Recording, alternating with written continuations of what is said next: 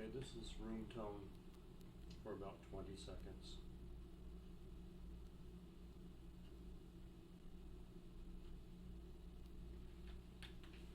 Okay, okay.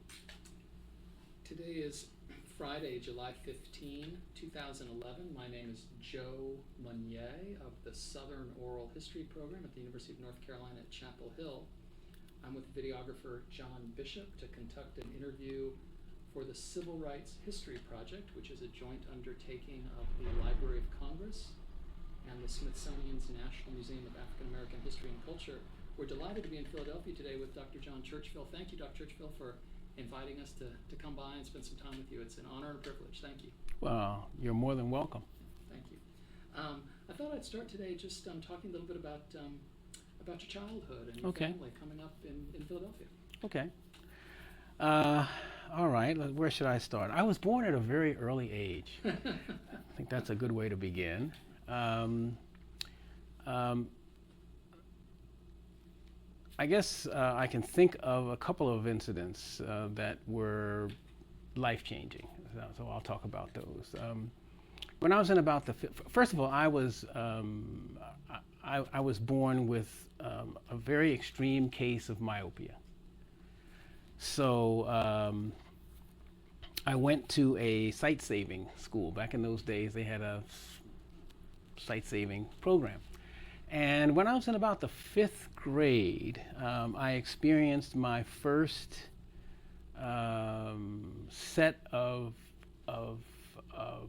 circumstances where I faced discrimination. And it's interesting because I wasn't discriminated against because I was black, but because I was a sight saver. In that school, we had, it was in a regular school. In fact, it was in T.M. Pierce School, which is a school in North Philadelphia. I believe it's at 23rd and Cambria, if I remember it correctly. And at that school, which was a, quote, regular school, they had a sight-saving program. And of course, what sight-saving was is that we had larger print, we would print larger, bigger lines. And we had a safety patrol. But there was segregation in the school. The regular students were where they were. The sight savers had their own lunchroom. Sight savers had their own safety patrol. I was on that safety patrol. The problems of the segregation, if you will, and discrimination was that a regular safety could tell any student, sight saver or regular, to do whatever they needed to do, but sight-saving safeties, and I was one of those, could only talk to sight savers. So when I was in the 5th grade, I got very upset about it, talked to one of my teachers, and she suggested that I run for student council and raise the issue there. So an interesting thing occurred. I did run for student council, got on the student council, and in fact, kind of ended up being president of the student council and forgot completely about the issue that sent me there. So I took that as a learning experience as I reflect back, that the error that I made in 5th grade was to think that, to forget my identity. And my identity at that point was a sight saver, and my role was to make sure that I fought for the best interests of sight savers. Well, I got caught up in the fun of being accepted by the regulars as the school president and lost that focus. And so that lesson, which of course I didn't learn in 5th grade, but I certainly learned it afterwards, helped me to focus as an older person.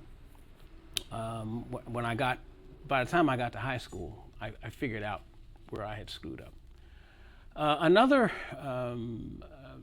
event when I was in 7th grade that could have changed my life forever was being bullied. And people talk about bullying today. Gee whiz, was I bullied. There was this guy. I won't mention his name. May he rest in peace. But he used to beat me up every day.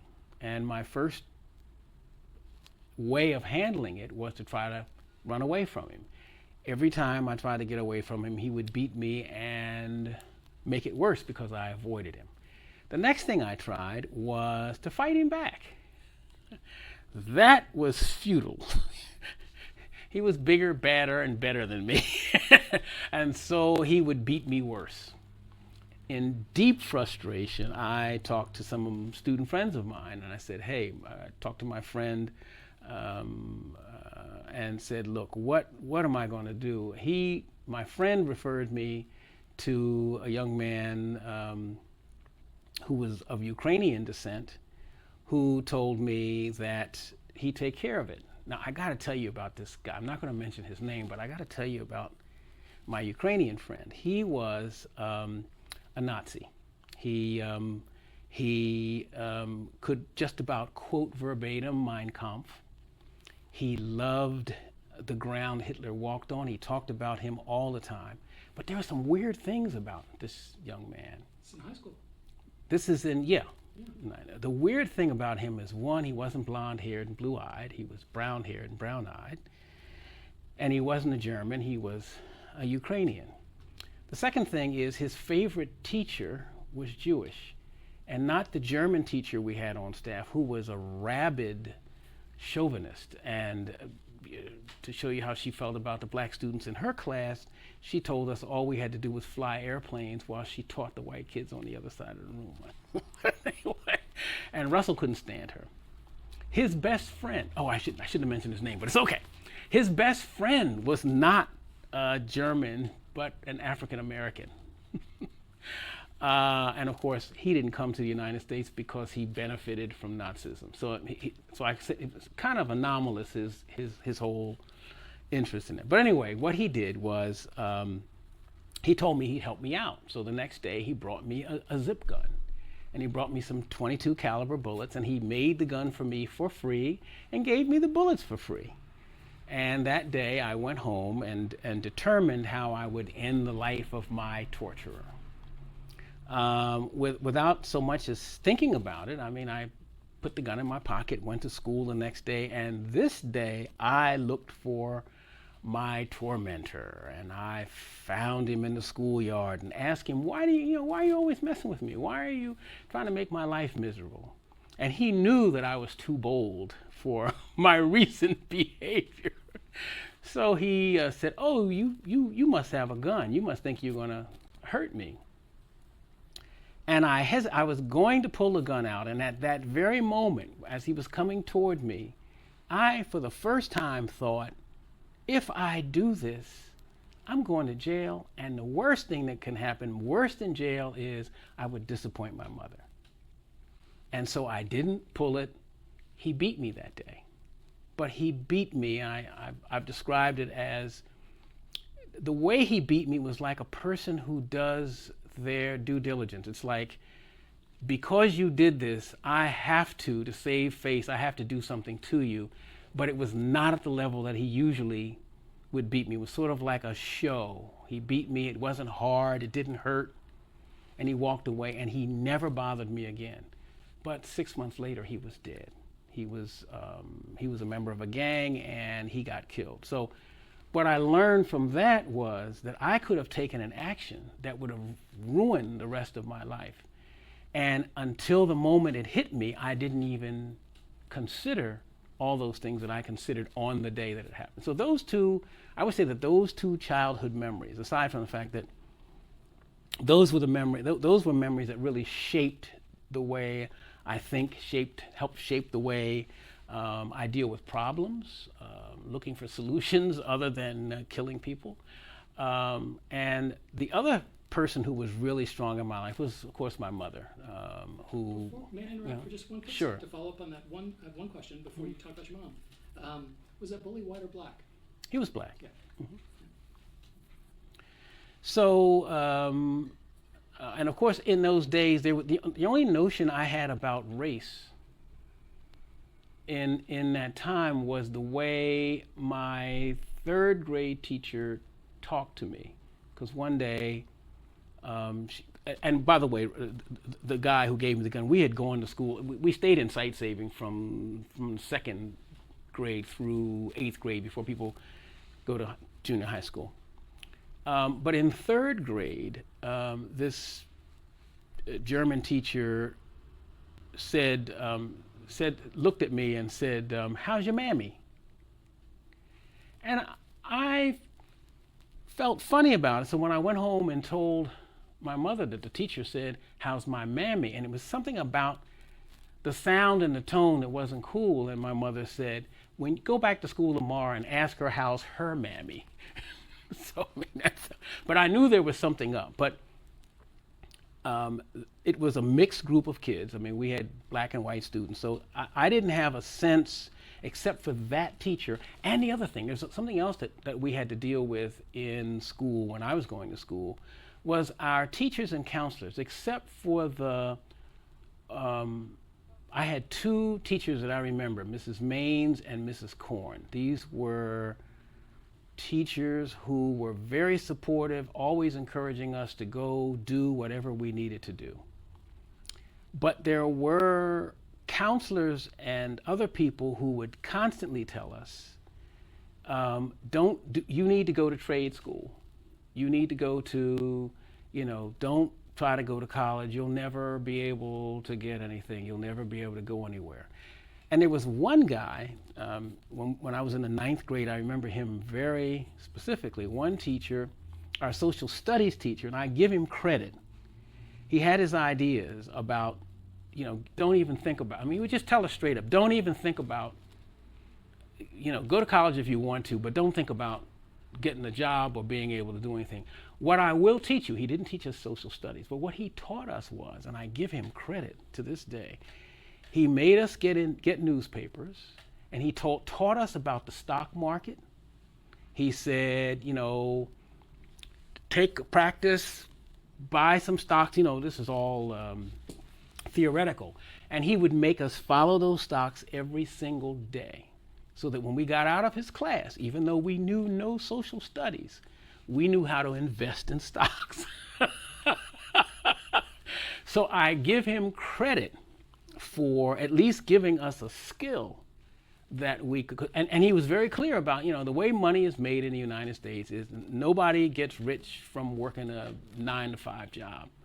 So the way you're going to be able to do well is to get into the stock market, start small, and just keep doing it as a side thing. Keep doing it, and you'll end up, if you believe what other people tell you and you go after a job and think you're going to work for 25 years and you'll live on whatever they give you, the watch and whatever. So I give him credit for instilling in us, he gave us more social studies than the curriculum called for, but I really appreciate that. That was a lesson that was really helpful. So I was going to go in and talk about the other major influence on my life, which came up in that moment when I decided I better not use this gun. I absolutely loved my mother, and I know every kid loves his mother. But because we developed a friendship. She only had gone to high school, but she was well-read. She loved music. She was a musician, and we could get into these deep conversations about different things, and she was very open. She was very, she looked like a traditional person, but her mind was non-traditional. She was open to new ideas. She was open to, she never made excuses for injustice wherever they were. She was just, she was a person who, read Reader's Digest, read, did this kind of stuff. And so she was a tremendous positive influence in my life. And she always, one of the things that she taught me so well was always examine your motives. Whenever you think about doing anything, think about why you're doing. You need to know why you're doing whatever it is you're doing. It may look like it's good to somebody else, but you need to know what your motives are and examine those motives and make sure that they're in line with what's right. So she was my best friend. And so pause there just 1 second. Yeah, we're ready again. okay. Okay. we're back on after a short break. Dr. Churchville, you mentioned your mother was a musician, and I know that Mhm. music would be very important for you as well. Yeah. Can you talk a little bit about her music and how you came to Okay. yeah. Yeah. She was, she went to Temple to take music courses because she was a singer, and she had an opportunity as a singer. I don't know who the impresario was, but there was somebody who heard about her and offered her an opportunity to do whatever operatic people do, and she turned it down on the basis that she wanted to raise her children, and she wanted to, just do that. But in the meantime, she had a choir called the Village Concert Choir, and we lived in the heart of North Philadelphia.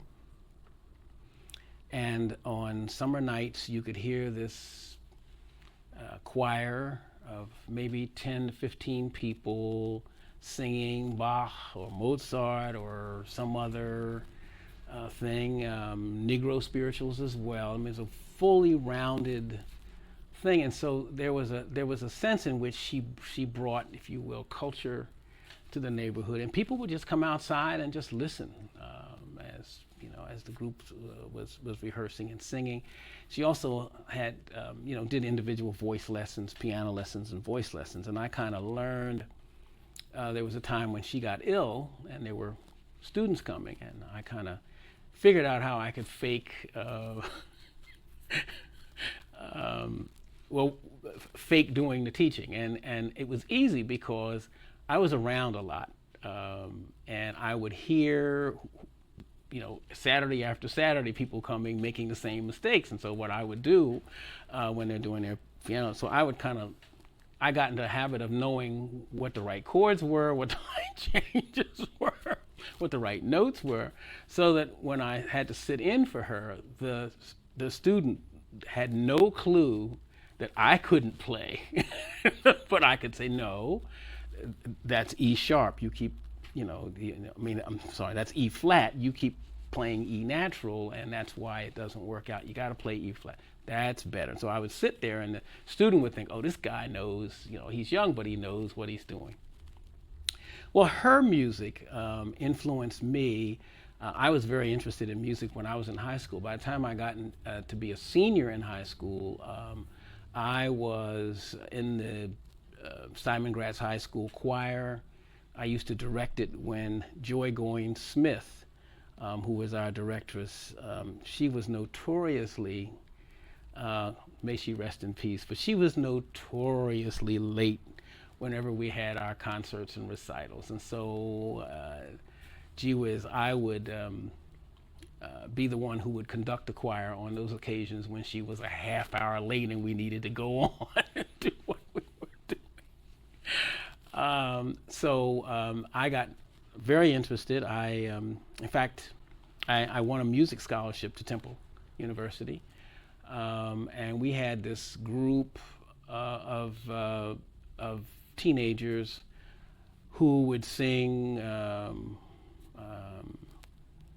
we did pieces. In fact, one summer, we put together the operetta Gilbert and Sullivan's Trial by Jury. And we just kind of put it together and went up there in Germantown I was still living in North Philly, but there was a Germantown women's club or something. There was a place where there was a stage, and we just did the whole thing with the costumes and got people to come. It was a kind of fun thing.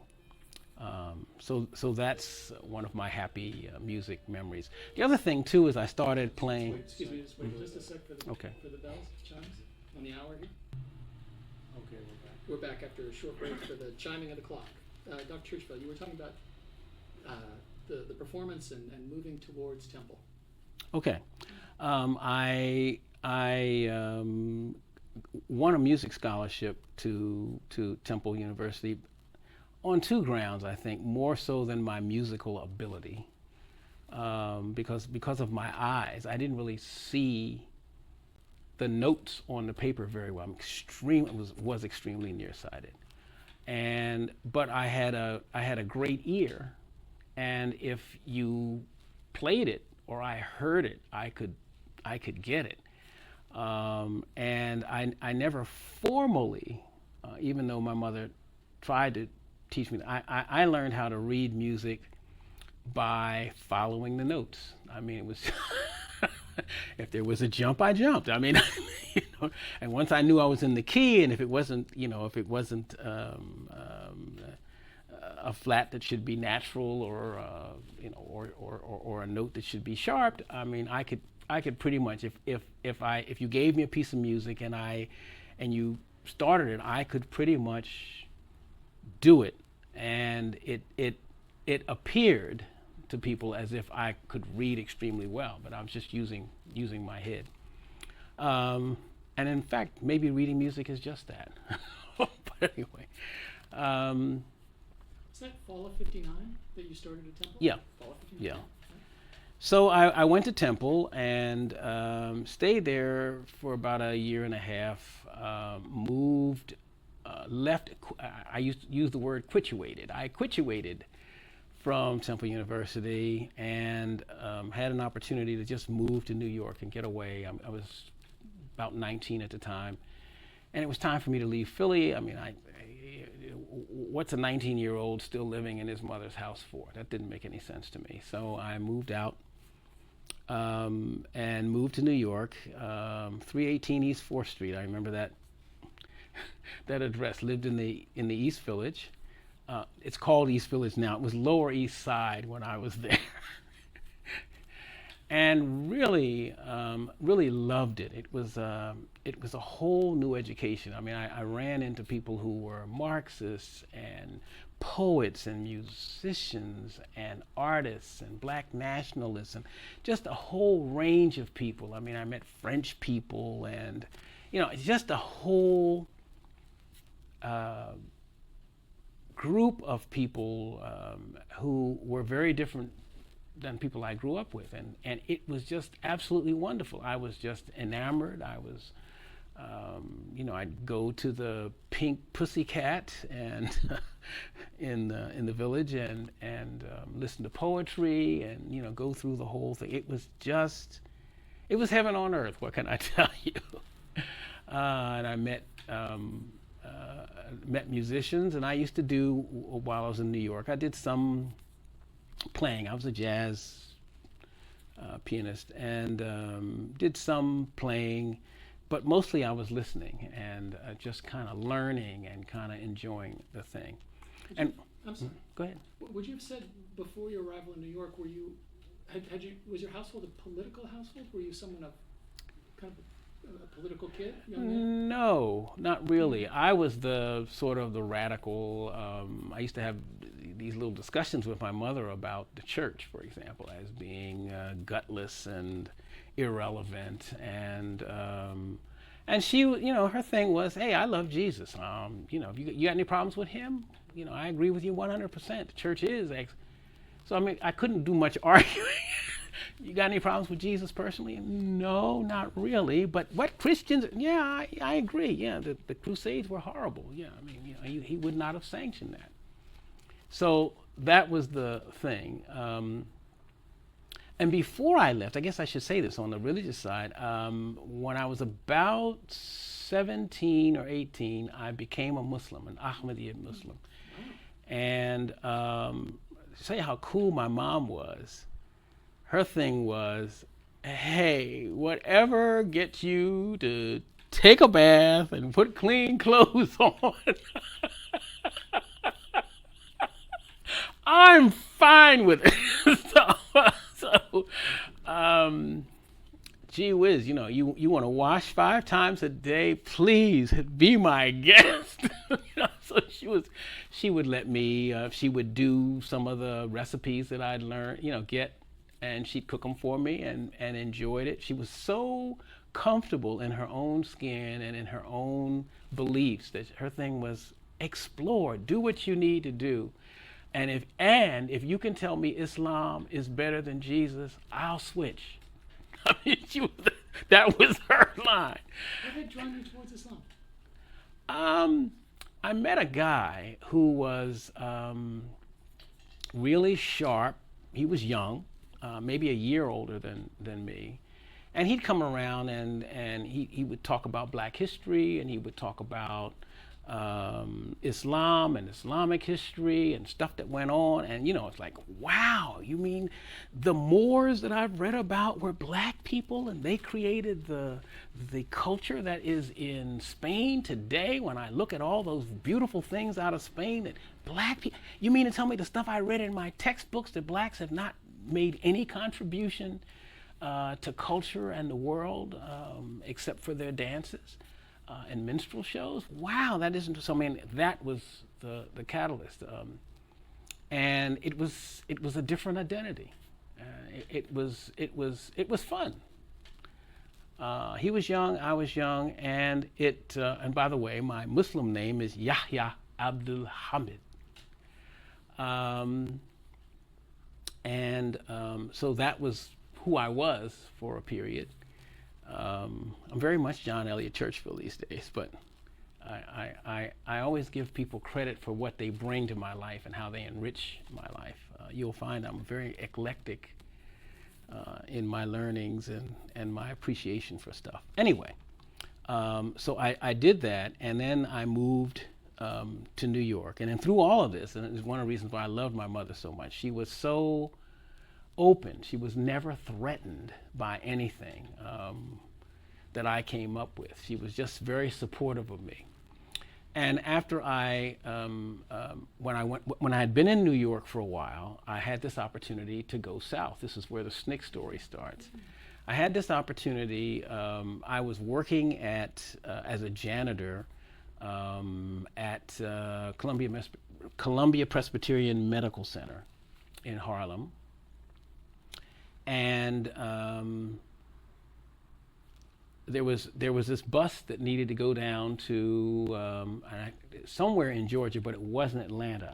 SNCC was having some kind of retreat, and the bus was supposed to be delivered to them. And I kind of lost my job, and there were people living in one of the negative sides of running into all these wonderful people that I met is people were always looking for a place to crash. They never paid rent. They just came, ate my food, stayed in the spot, brought their friends. And I was at a point where, there were like 5 people in my apartment that I was responsible for the rent for, and it was rent control. I think it was something like $50 a month. It was ridiculous. But anyway, I decided I don't have anything to do. I'm not working. I'm not planning to go back to school now. I mean, sure, I'll get on the bus and take a ride. I mean, it was purely a matter of taking a ride. So I went with some other guys, and we went down. And when we got to Georgia, I was really impressed by the young people that I met, who were my age and white and black, and they're like all college students, and they're talking about freedom, justice, and equality. And I'm like, okay, I can buy this. And so I hooked up with Reverend Charles Sherrod, who ran the Albany part. In fact, I just heard or read that I believe he's still in Albany. Yeah, I haven't seen him in many years, but I was under his tutelage and under his wings, and I know I was a mess. But anyway, at the time, I went and I went to Albany. We would, and I was assigned to Lee County and Terrell County. And later, I also worked in, and I don't remember what county it's in. I don't remember whether it's Lee or Terrell or some other county, but I worked in, it must be, maybe it's Sumter County, Americus. Yeah. Is that in Sumter County? I'm not certain, but Okay. I think that's true. Yep. Okay. I had, well, some interesting things that happened when I was with SNCC. First of all, Yeah, please take some time and Okay. lay out the character. interesting things. Charles Sherrod was an interesting guy to begin with. And he was just a die-hard integrationist. I mean, the whole notion of black and white together.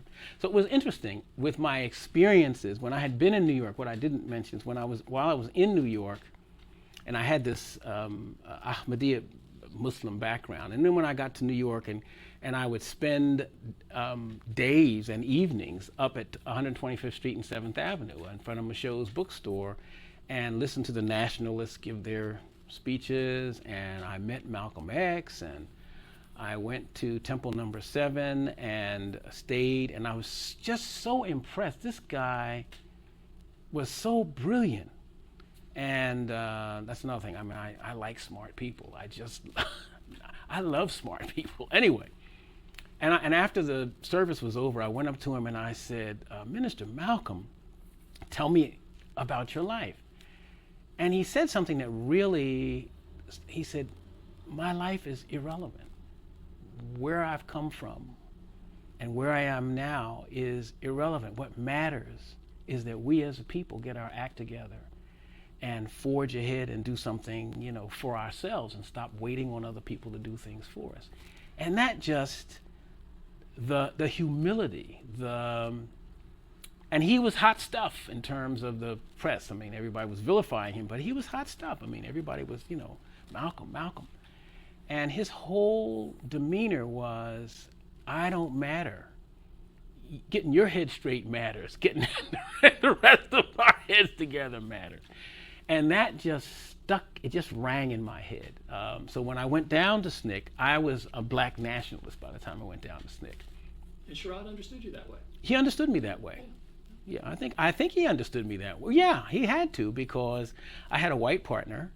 And when I went out with my white partner to register people to vote, the black people that we dealt with would always look to the white partner because they were dealing with the power symbol. And from a purely egocentric point of view, it was bad enough to be in the North and ignored by white folk. And it was just intolerable to be ignored by my own folk. I mean, I couldn't take it. So I went back to Charles Sherrod. I said, look, man, I need a black partner. I don't want to do this with a white partner. And I had no problem. This was not personal, it was business. I mean, I loved every person that I met in SNCC. It wasn't that, it was that I needed to work with a black partner, and I believed that I had a way of getting more young black people to register to vote. And so Sherrod came up with this deal. If you can get more people, I'll let you do that, but if you can't register more people than you can with the partner that I gave you, you gotta go back. I said, fine, I'll do that. So I got a black partner, and that's when we started working in Americas.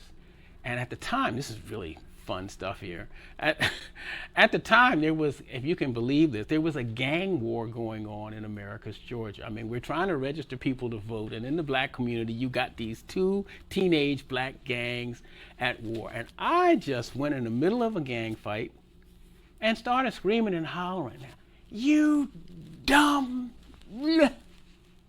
And they just stopped. I said, this is what white folks want you to do. Why are you doing this? We're here to help you to register so you can get some power for real. Stop fighting each other. They stopped gang warring. We were able to recruit them to first register themselves and then to negotiate a peace treaty and help us go out and recruit people to register and vote.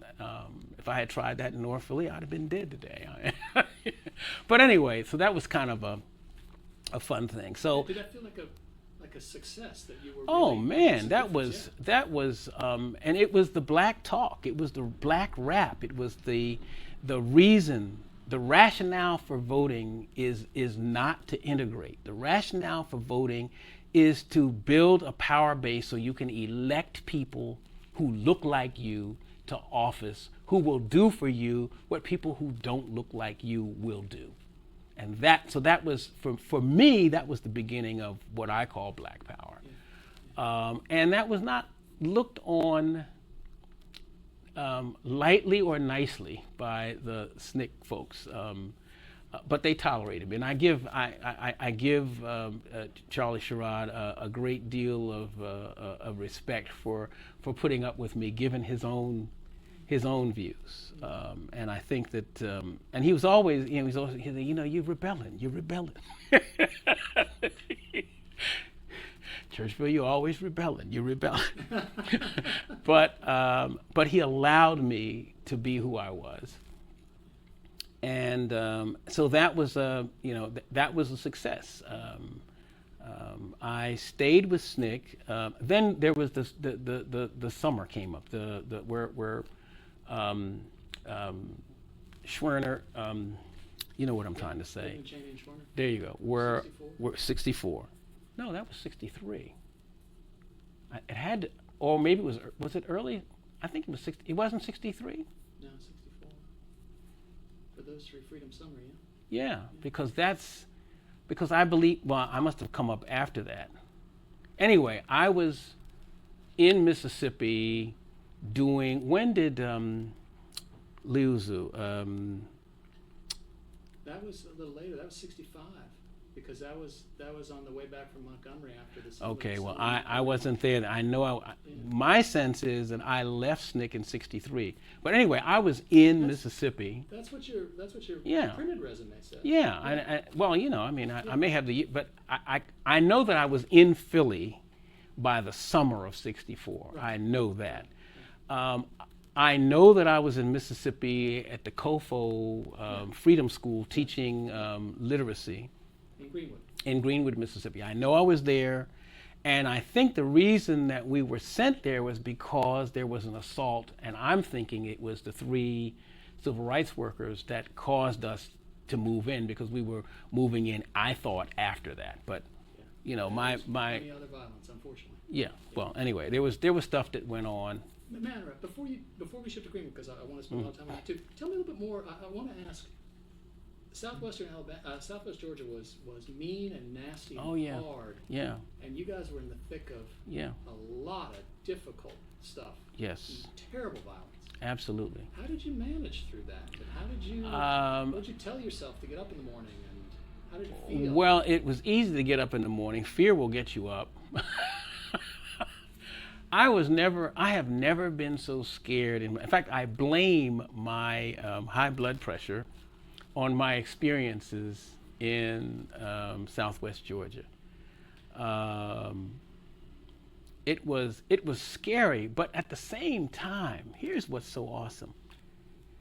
When you're with people who are committed to something that's good, and you're not the only one who's afraid, everybody's scared, you start singing. I mean, for the time I was there, Jesus was the man. You understand? I was a Muslim, but I did not pray to Allah when I was in Southwest Georgia. I prayed to Jesus. I had no, in fact, I had the nerve at one church meeting, a deacon prayed some nonsense, and I stood up and I said, we're in this real situation, and you don't believe what you're talking about. And I just kind of castigated this guy. I mean, young, arrogant kids will do that to you all the time. But anyway, I kind of castigated him for, and offered instead a real prayer based on fear and, look, God help us. The Klan was outside. They're talking about burning the church down. We don't need a Father God in whom the world. No, we need help. Get it real. Get to the point. God knows what's happening. So that was interesting. That was an interesting experience. But yeah, the whole crew. I always separated my ideological concerns about blacks and whites from my personal stuff. It was never personal for me. I love people, and but anyway, go ahead. In this time, did you develop a sense of an opinion about SCLC and Reverend King? Oh God, yes. Yeah, tell me about that. Well, I mean, as part of it because of youth, and part of it because, as far as I was concerned, Martin was, he was too easy, he was too light, he was not on point. Well, part of my anger, which I picked up from SNCC folks, was here we are in Albany trying to clean up after his mess. He wouldn't even stay because it wasn't working. SNCC stayed, and and continue to try to work when the cameras weren't there. And so that was a source of in fact, it was for me. In fact, I have to admit that it was only at his death that I was wondering why I was mourning so much, because I always held against him. I had issues with him about Mississippi Freedom Democratic Party and the role that he played in trying to get them to line up to the Democratic Party and not let them do what they needed to do. So I had real issues. It was only at his death that I said, oh God, this was my brother. And I may disagree with his tactics, but you know, unfortunately, I got to respect him after his demise, but had very little respect for him prior to it. Were you ever, oh, you want to take a little break? Yeah.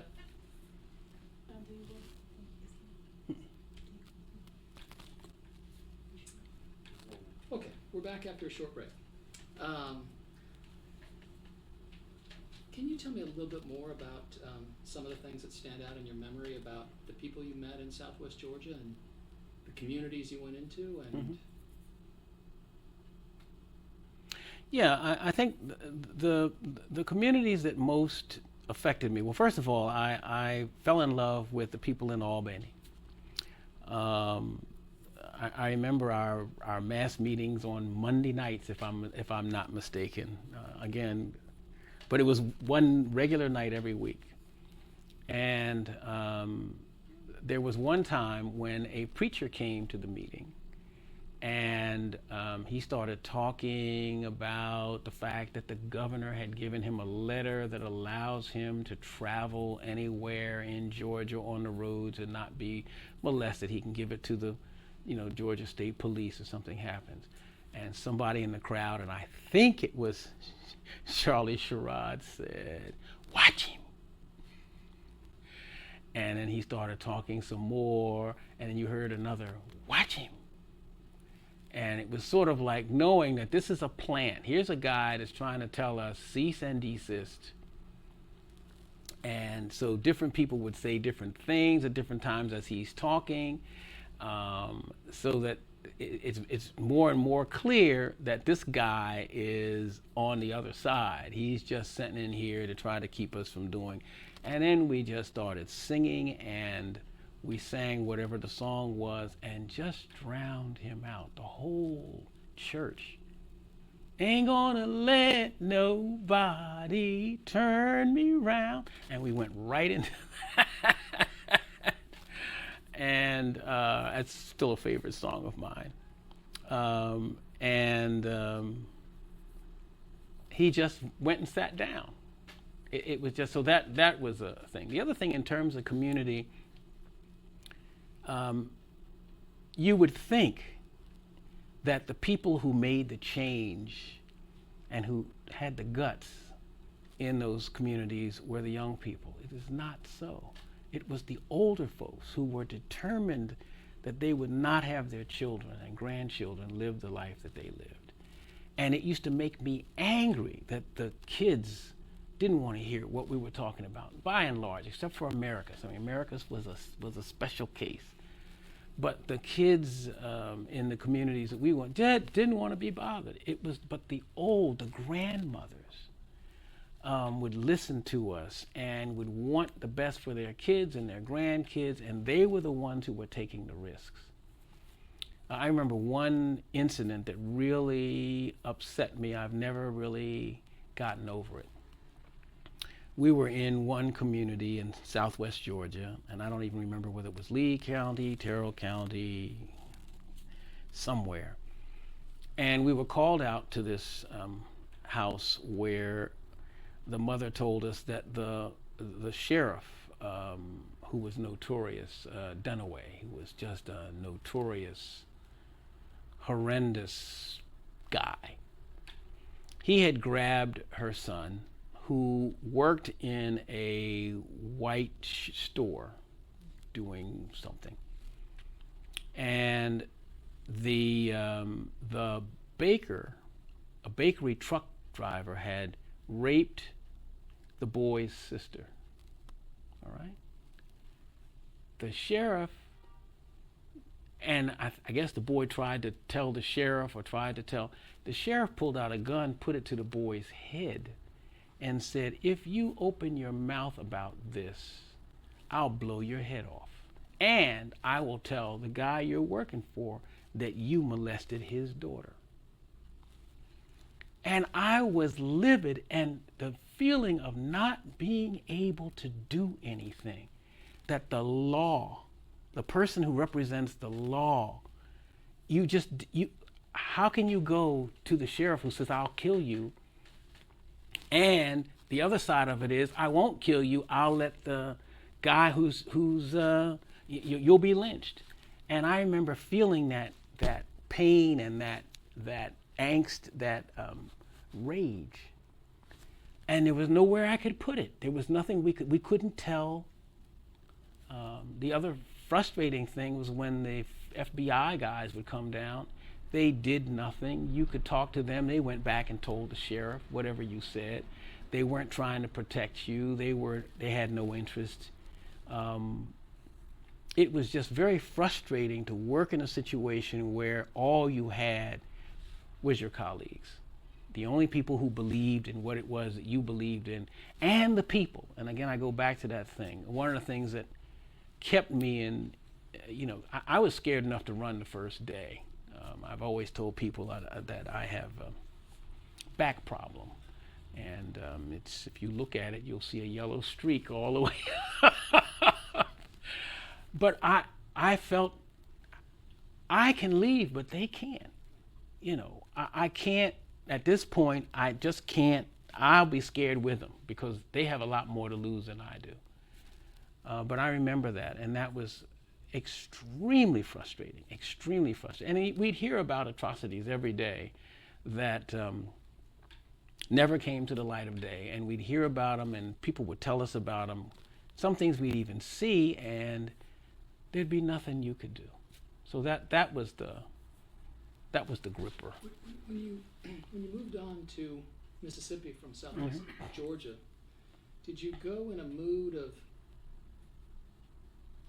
ambivalence about your prospects? America's had been something of a success, and you'd move forward, but all this pattern of lawlessness and violence and despair. What was your mood that you took with you to Mississippi? Your perspective on this style of effort to change things? Well, I was really. Well, let me just say this to you. There were two strains that were going on in SNCC. Two camps. There was a direct action camp, which was focused around demonstrations, sit-ins, and then there was the voter registration camp.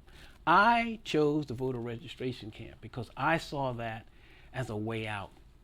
I couldn't see demonstrating as a way out. I saw no future in demonstrating. I couldn't see myself getting beat in the head for nothing. If I'm getting beat in the head because I'm trying to get people registered to vote, at least there's something. But to get beat in the head to eat some food that somebody's probably spit in, I couldn't. That just didn't come back. So I was happy to be involved. I mean, I was appalled that black folks had to take a constitutional test. And my God, lawyers can't understand the Constitution. I mean, you can get all, there are experts in constitutional law who disagree about what something means. But it was a challenge to just work with what I could work with. It's like when you're in an impossible situation. This is another lesson that I learned. When you're in an impossible situation, you just do what's in front of you.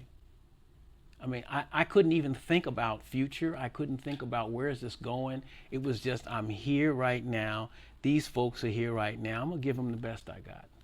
I'm going to encourage them. I'm going to help them. I didn't even think through to, even if they know that the right answers, the people, when they take the test, they're going to tell them you got it wrong. I didn't even go there. It was like, give them what you have. Give it all you got. And it's like put one foot in front of the other. Don't think about the outcome. Don't worry about the end of the road. Just take steps. And that's what was my mindset. And I was quite, I had consoled myself with this. I was quite, I guess in a real sense, that was probably my SNCC experience was probably the first time I was living in the moment. Before then and after then, I've always thought about what's next. Where is this going? Where is it leading? What's the end game? I'm always thinking about that. Right now I'm thinking about not for this, but for other things that I'm involved in. Where am I going and where's the end game and how do I make steps to guarantee that I get there? But in Southwest Georgia and Mississippi, I got the privilege, and I can say it now looking back, the privilege of actually living in the moment. I couldn't go beyond that moment. I had to live every minute of it, and was satisfied to do that. Was Mississippi, in essence, a continuation of the same type of experience, or any substantial shift? Well, the difference was, of course, that I wasn't doing direct getting people to go down to the polls and vote. I was teaching people literacy, and it was just a different mode, and one that I quite liked. In fact, that got me when I came back to Philadelphia. I started a school. I mean, that was sort of my introduction to, hey, you like teaching, why don't you do it? One more question about all that before we move and turn our focus towards Philadelphia. Are there folks who stand out? You've mentioned Reverend Sherrod. Are there other folks who stand out? I'm also interested in, of course, there were the interesting gender and racial dynamics, because you had some white volunteers, you had some women in the mix, and interested in your thoughts when you think back on that. Yeah, well, Sherrod sticks out. Diane Nash Bevel, who was, just the sort of the sweetheart of the movement. Bernice Reagan, who was not only singing, but brought something to the movement. Bernice sticks out. Faith Holsart, who was in our camp, sticks out. Bob Mance, who I worked with, who was from down, he sticks out. And again, you're dealing with a memory. Oh man, 50 years ago. But there are certain people who, and I'm trying to think, when this is all over and you're gone, I will remember other names.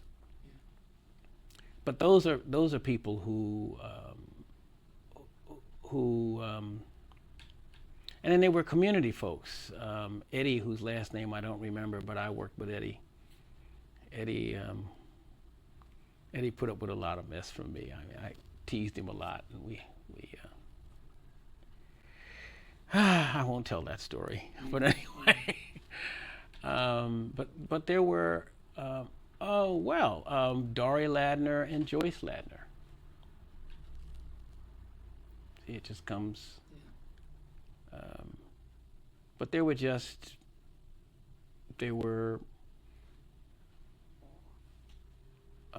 And John Lewis. And I'll say this: I disagreed with John Lewis's view, but I respected him because if you awakened John at 3 o'clock in the morning and asked him what his principles were, he would tell you. Whether he was asleep, awake, he would say what he had to say, he would stick by it, and no matter what criticism he got, he would not come back at you. He would let you do that. And to this day, I respect John. I mean, John Lewis would have to do something absolutely horrendous. I mean, he'd have to do something. I mean, he'd have to kill 50,000 people. And the first few people he killed, I said, well, there's got to be some residual. But he would have to really do something really atrocious for me to say, that's not the John Lewis I know. He was a kind of weird inspiration. I disagreed with his views, his view about, us Soul together. Force and- Yeah. No, well, Soul Force, I like that, but it's just the integration. Yeah, I had issue. I saw a difference between justice and integration was not necessary. I saw justice as necessary, and justice, if people can choose to integrate on a personal level, that's fine. And but the economy has to be open to people, and people need to have opportunities to live their lives without being held out. But that's not integration. That's economic justice. And so I had, I'm a category person. So I had separate categories. But what I loved about John is that he was passionate. I mean, this was this wasn't a script that he didn't say what he said because the cameras were there. This guy talked this stuff when he's sitting alone with you. He said the same thing in front of the cameras. He would not back off. He would say and I just respected him for that, and loved him for that. So he's a guy that, which shows you can disagree with somebody and really, really respect them. And he's the one I take my hat off to still. Yeah. What collection of factors drew you back towards Philadelphia in '63? Here comes the other story. There was a point that I got in SNCC where it was like, look, this is not working for me. This is not. I went back to Atlanta, and there I joined the Nation of Islam and became a black Muslim this time. And I joined the mosque in Atlanta, and I was trying to recruit SNCC people to the mosque. And Jeremiah X was the minister there, and I immediately started trying to do some organizing in Atlanta in a place called Buttermilk Bottom. At the time, Buttermilk Bottom had no paving on the street, a very poor black community. And my theory was, because I was a true believer in the sense that I felt that the black Muslims could were exactly what black people needed. They needed to focus on developing themselves and stop trying to be nice to white folks. Let's just do what we need to do. And so I was active in trying to organize Buttermilk Bottom. And For the mosque. Yeah. Well, actually, it was when I say for the mosque, it was, yeah, I guess it was. And Jeremiah was very open to my ideas, because my thing was, look, man, we don't need to have everybody being black Muslims. Shouldn't be our goal to recruit everybody. We need communities in Atlanta who will stand up for us, so that when you make a pronouncement and the press starts messing with you, you've got community people who say, hey, we think he's a great guy and we support what he has to say, and that will make them back off. And so he said, okay, he let me do that. And so what I tried to do was to develop some kind of small little economic program. I hated selling Muhammad Speaks newspapers. I ain't like selling newspapers. I've never been a salesman. I tried and failed miserably, both in insurance and something, and securities. But anyway, so I tried to organize young people, and I had to get permission from the Chicago headquarters. And when I tried to get permission from Chicago, I was turned down. And that's when I first started feeling funny, because we're like, hey, wait a minute, then you're not what you're advertised to be. Because I came on the advertisement that you care about us and you want to see us develop. And we're talking about businesses, and here we have an opportunity where we can give kids, they can sell papers and make money. I don't need to, I don't need to do that. I can work at something else. I mean, I'm not selling papers to make money. I'm selling papers to get the word out.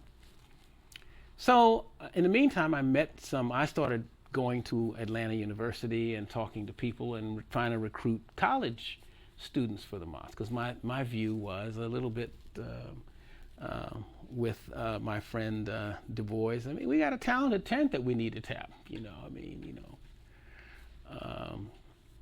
So was able to work, and we got some other professionals in the mosque, which I thought was a kind of big deal. So three of them and me got together. I mean, I was nowhere near where these guys were, but we had a mathematician, we had an economist, a guy who was working on his PhD in economics, and there was, I forget right now what the other one was, but I mean, these are guys who have studied and who are at the university and who are Muslims. And they came up with a project to just be a little bit more proactive. It's like we've got an opportunity here. We had Jeremiah, so he was when anything happened in Atlanta, the press would come over. Jeremiah, what do you say? I mean, that was like a big deal in those days. I mean, so we'll listen to these other people, but we want to hear what you have to say. And so anyway, these guys came up with this proposal and flew it up to. I mean, I expected mine to go down. I mean, who am I? These guys flew it up to Chicago, and it got shot down. And at that moment, I continued to be a Muslim.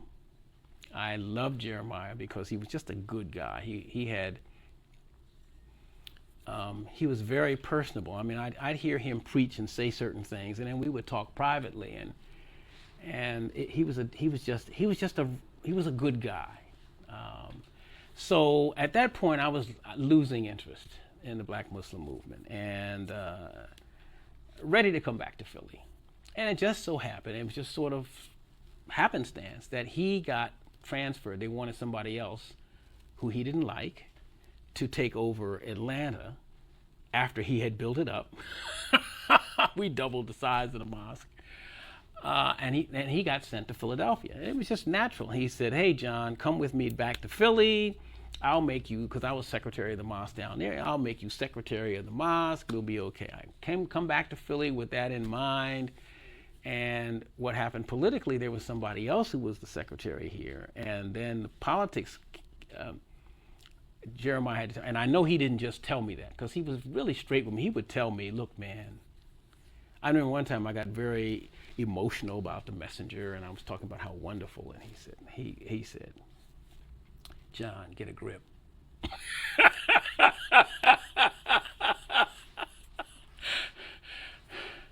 The Honorable Elijah Muhammad is just a guy, man. Don't tell anybody I told you that. Don't get carried away. And that he would tell me that. I just appreciated his honesty. So I knew when he told me you'll be secretary. When he got back, he was like, I was at my mother's, back at my mother's, and he said, John, I can't make you secretary. The messenger wants the guy that's there to stay. It's out of my hands. So I said, okay.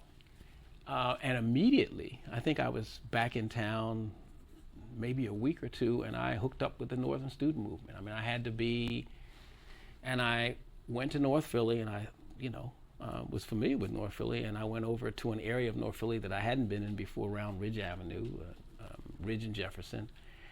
And there was a building available, and I said, hey, we need to come up with a project in the Northern Student Movement that is a library. We call it Freedom Library, NSM Freedom Library, which will have books by and about Black people. Because my argument was, the reason that Black people are not functioning the way they should is because they have low self-esteem, they don't know their history, blah, blah, blah, blah, blah.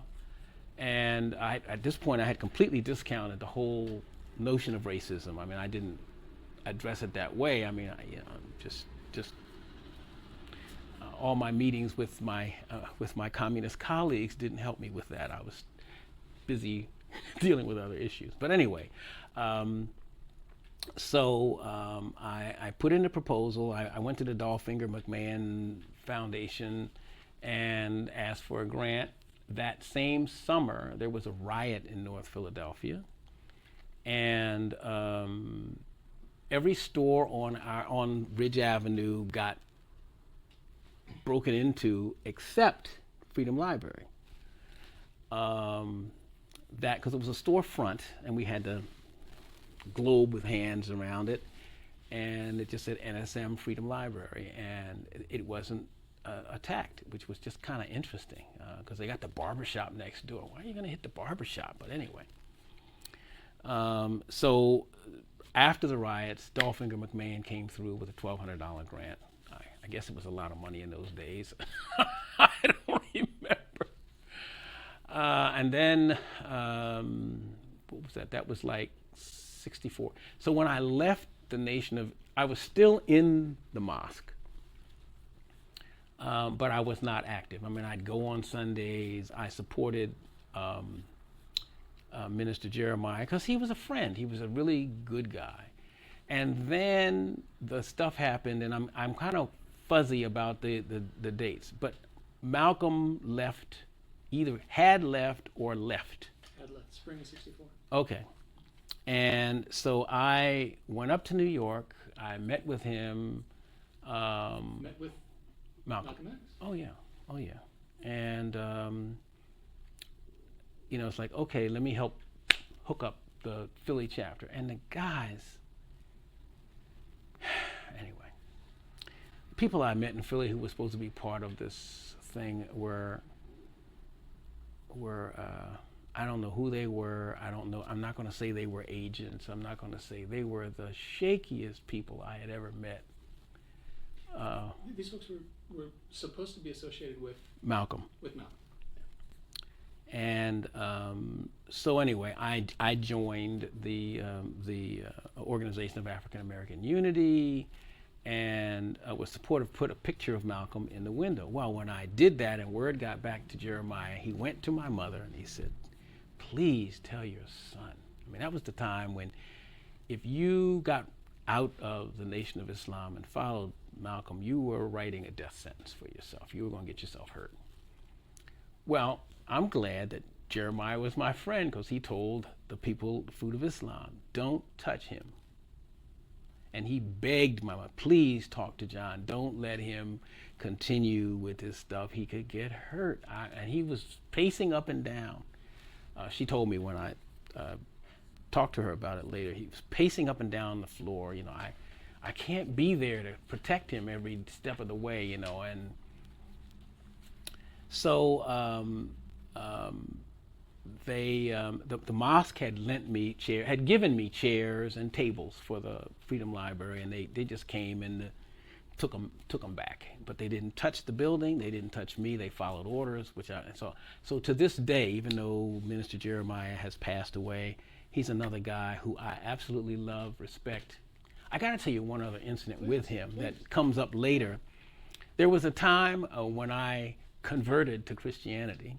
In this midst? It was around 66. Okay. It was, yes, it's within that time frame, but 2 years later, because that was 64. In 66, I converted, but this was like a personal conversion type thing where I had an encounter where I realized that, hey, Jesus is real, and this. I mean, I wasn't in church. I mean, this is in a house, in my house. But it came a time when I had to debate Jeremiah X.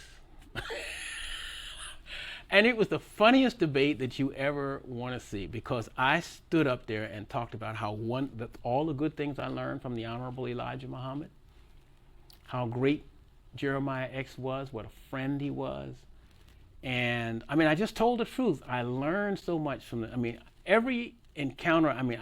I don't leave an organization and then trash it, because there was good stuff that I learned. I learned about myself. I learned about possibilities for us that I would never have gotten any other place, never would have gotten it in church, for heaven's sake. And so at that debate, I just preached Jesus, basically, and said, hey, the Honorable Elijah Muhammad is good. When I was a Muslim, I believed in Allah with all my heart and soul, but I didn't have an internal witness or knowledge that God was with me. And so when Jeremiah got up, this is a public scenario? This is a public scenario. And the Fruit of Islam is standing around wanting to hurt me, because how dare I debate with? And I don't know who set the debate up. I didn't. And Jeremiah stood up and he said two things. One, I should tell you this before. before we had the debate, I called Jeremiah when I had, because he knew I was out of the nation at this point, and I called him up and told him about my Jesus experience. And he, you know what he said to me? He said, John, because of a friend, he said, if I knew Jesus was what you told me he is now, I never would have trashed him the way I did.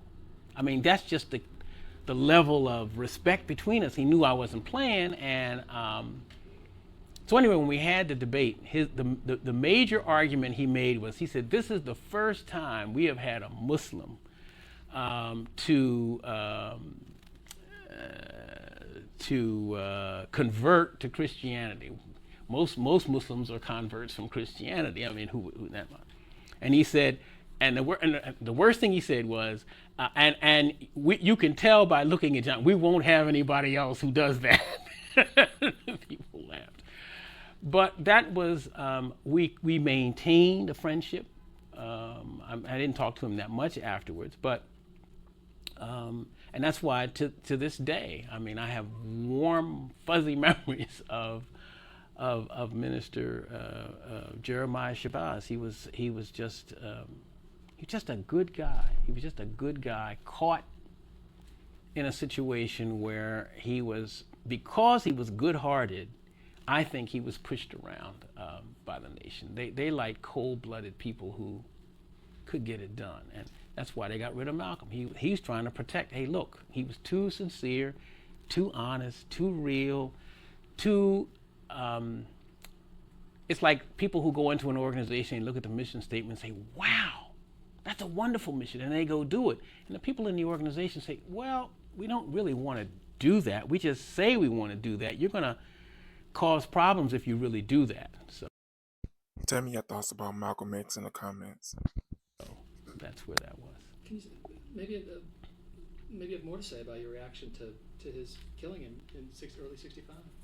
Ooh, Malcolm's. oh my goodness, I was devastated. I was devastated. One of the things I learned from Malcolm, and one of the sad things about what people were expecting from leaders in those days, people came to you, and if you were supposed to be a leader, you were supposed to have answers. So nobody comes to you and say, how can I help? They come with criticisms of what you're trying to say. Okay, you know, I'm the kind of guy, if I see you're trying to do something, I'm going to say, all right, this is what you need. Okay, we need to talk about policy. If you're going to do this particular thing, then we need to talk about policy, or you need to talk about whatever it is that's going on. We need, and okay, I can handle this segment here. I'll do this for you, Malcolm. I'll do this. I can handle this. And then you're expecting other people in the room to say, well, I'll handle this. And they're all like, now, what you going to do, Malcolm? What you going to do about that? No, nobody's taking any responsibility. So I was pretty devastated at his death, and you know, again, put his picture in the window, and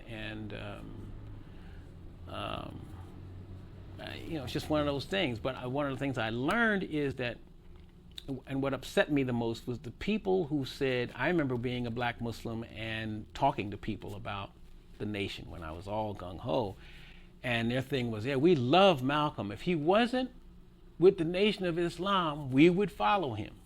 So I took note of those people, and when he left the Nation of Islam, I said, okay, he's out now. He's got this community organization that we're trying to organize and dealing with issues that affect people's lives. You know, this isn't rhetoric anymore. It's about now trying to, you know, he's had his epiphany, and he's seeing that, you know, it's not going to be based on race. He's trying to, you know, still help the people who need the most help.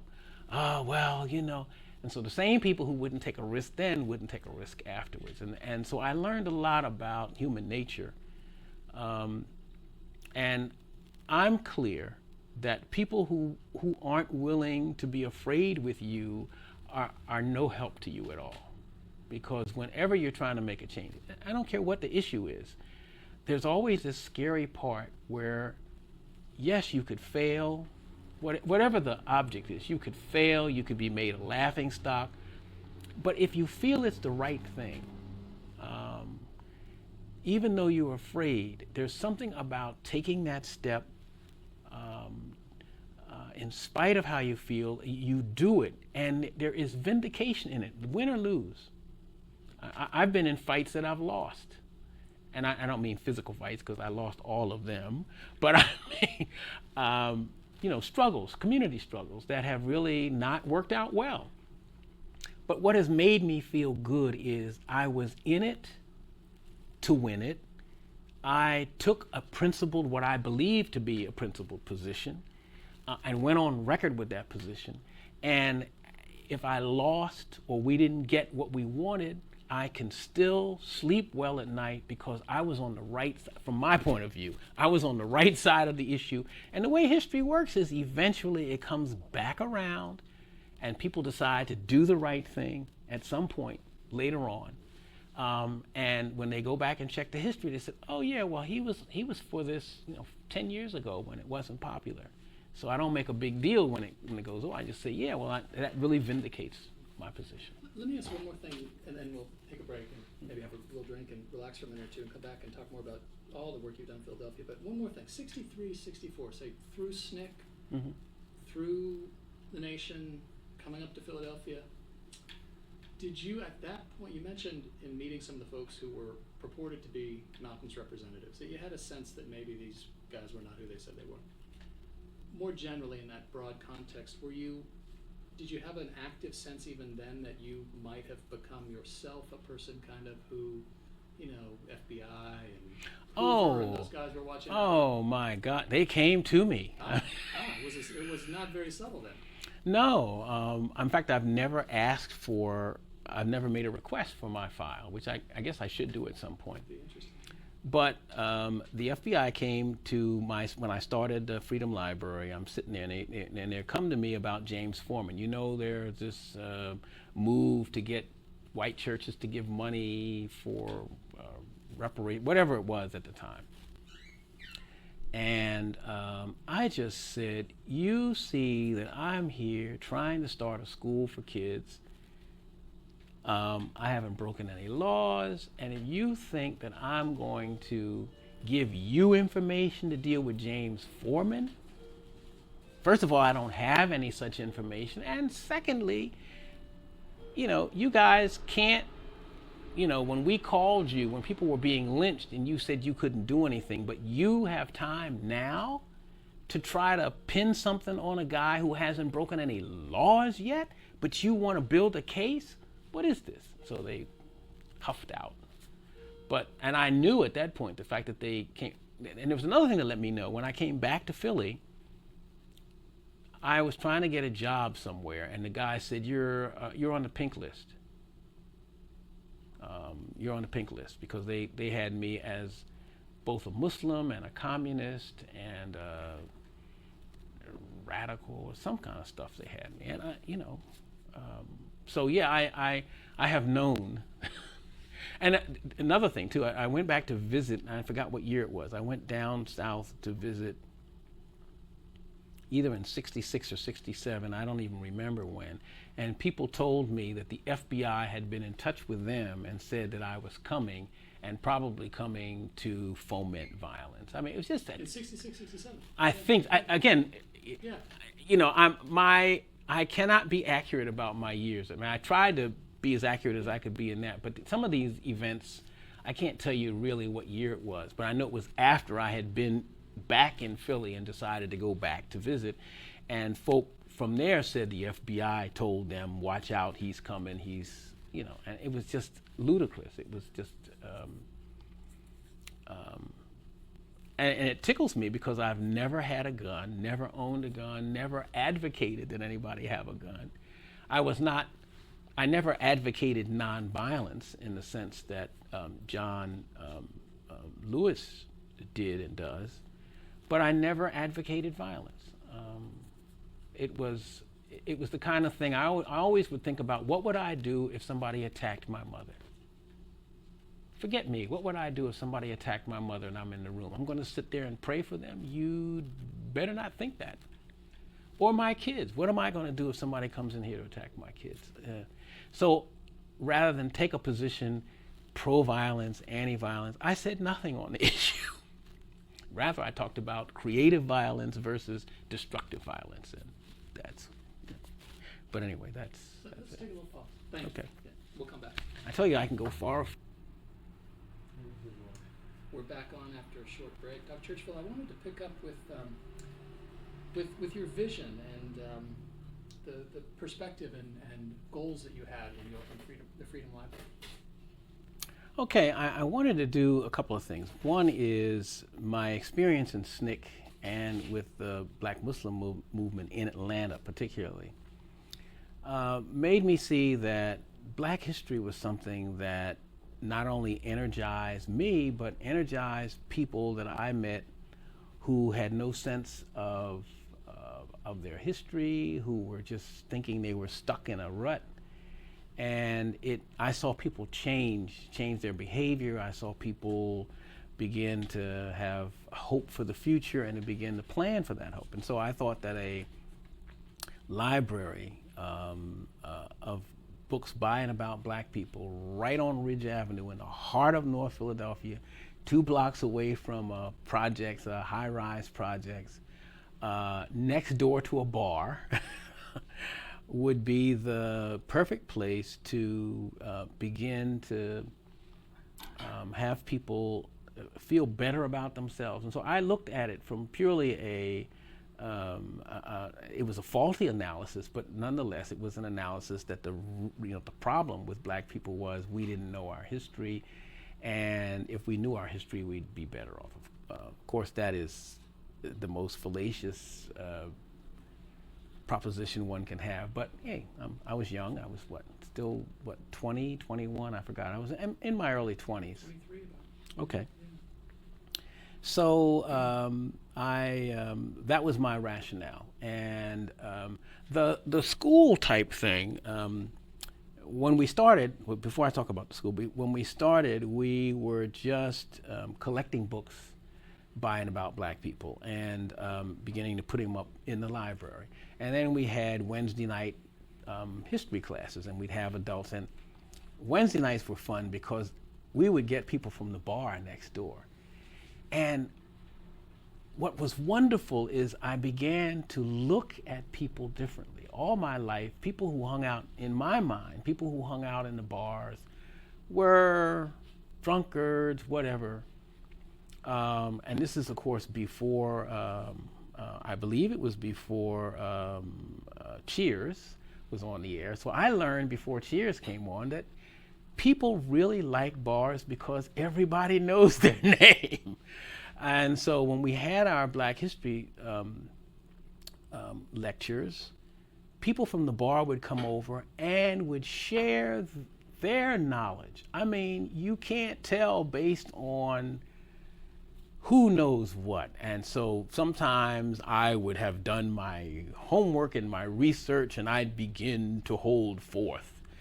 And guy from the bar next door would say, no, that didn't happen until 1875. This is what happened, bang. And he starts talking. And then the other people would chime in, oh yes, well that was, have you read such and such, John? No, I haven't. Well, I'm gonna bring it to you next week. Before you talk to us again about this, you need to read that. And so it was a wonderful, it was both humbling and exciting because it helped me early on to realize you're not here to solve a problem. You're here to learn and elicit from people what they know and empower them to do what they need to do. And so your job is to provide an opportunity and take that same opportunity yourself to learn where people's heads are, to appreciate them, to encourage them. And so I learned so much from those early sessions, which were really booked as, I'm going to teach you Black history. That's how I started. And it got to be, let's talk about Black history and let's hope I can learn some along the way. And it was just wonderful. Then there was a situation where there were some kids who needed some tutoring. So we started, I wasn't doing any tutoring. I just let, people wanted to tutor. And there was one day, there were a bunch of kids in there and the tutor didn't show up.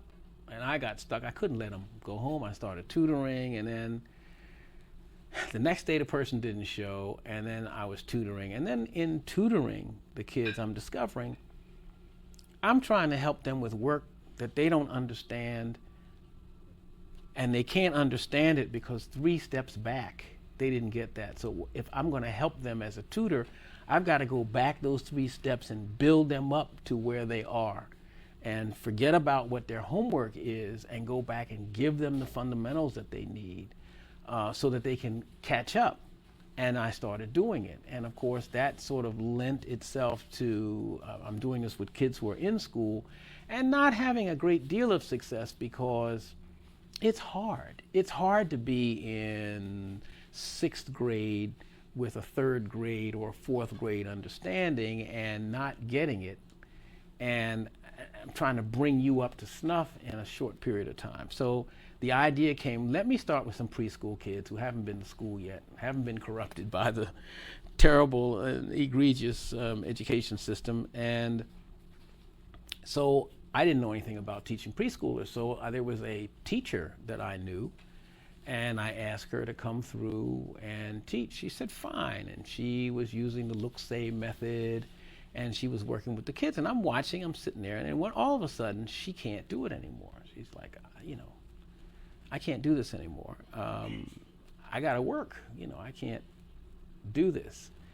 So I started with the look-say method, and I said, there's a way, wait a minute, how did I learn to read? And I remember that standing up at the blackboard with Mrs. Freed in 1st grade, talking about, going through the phonetics of the alphabet and then putting an A in front of it and an E. And how that came back to my memory, I don't know. I started working with the kids on phonetics, and then I discovered the Lippincott book series. There was in those days books put out by Lippincott, which would have,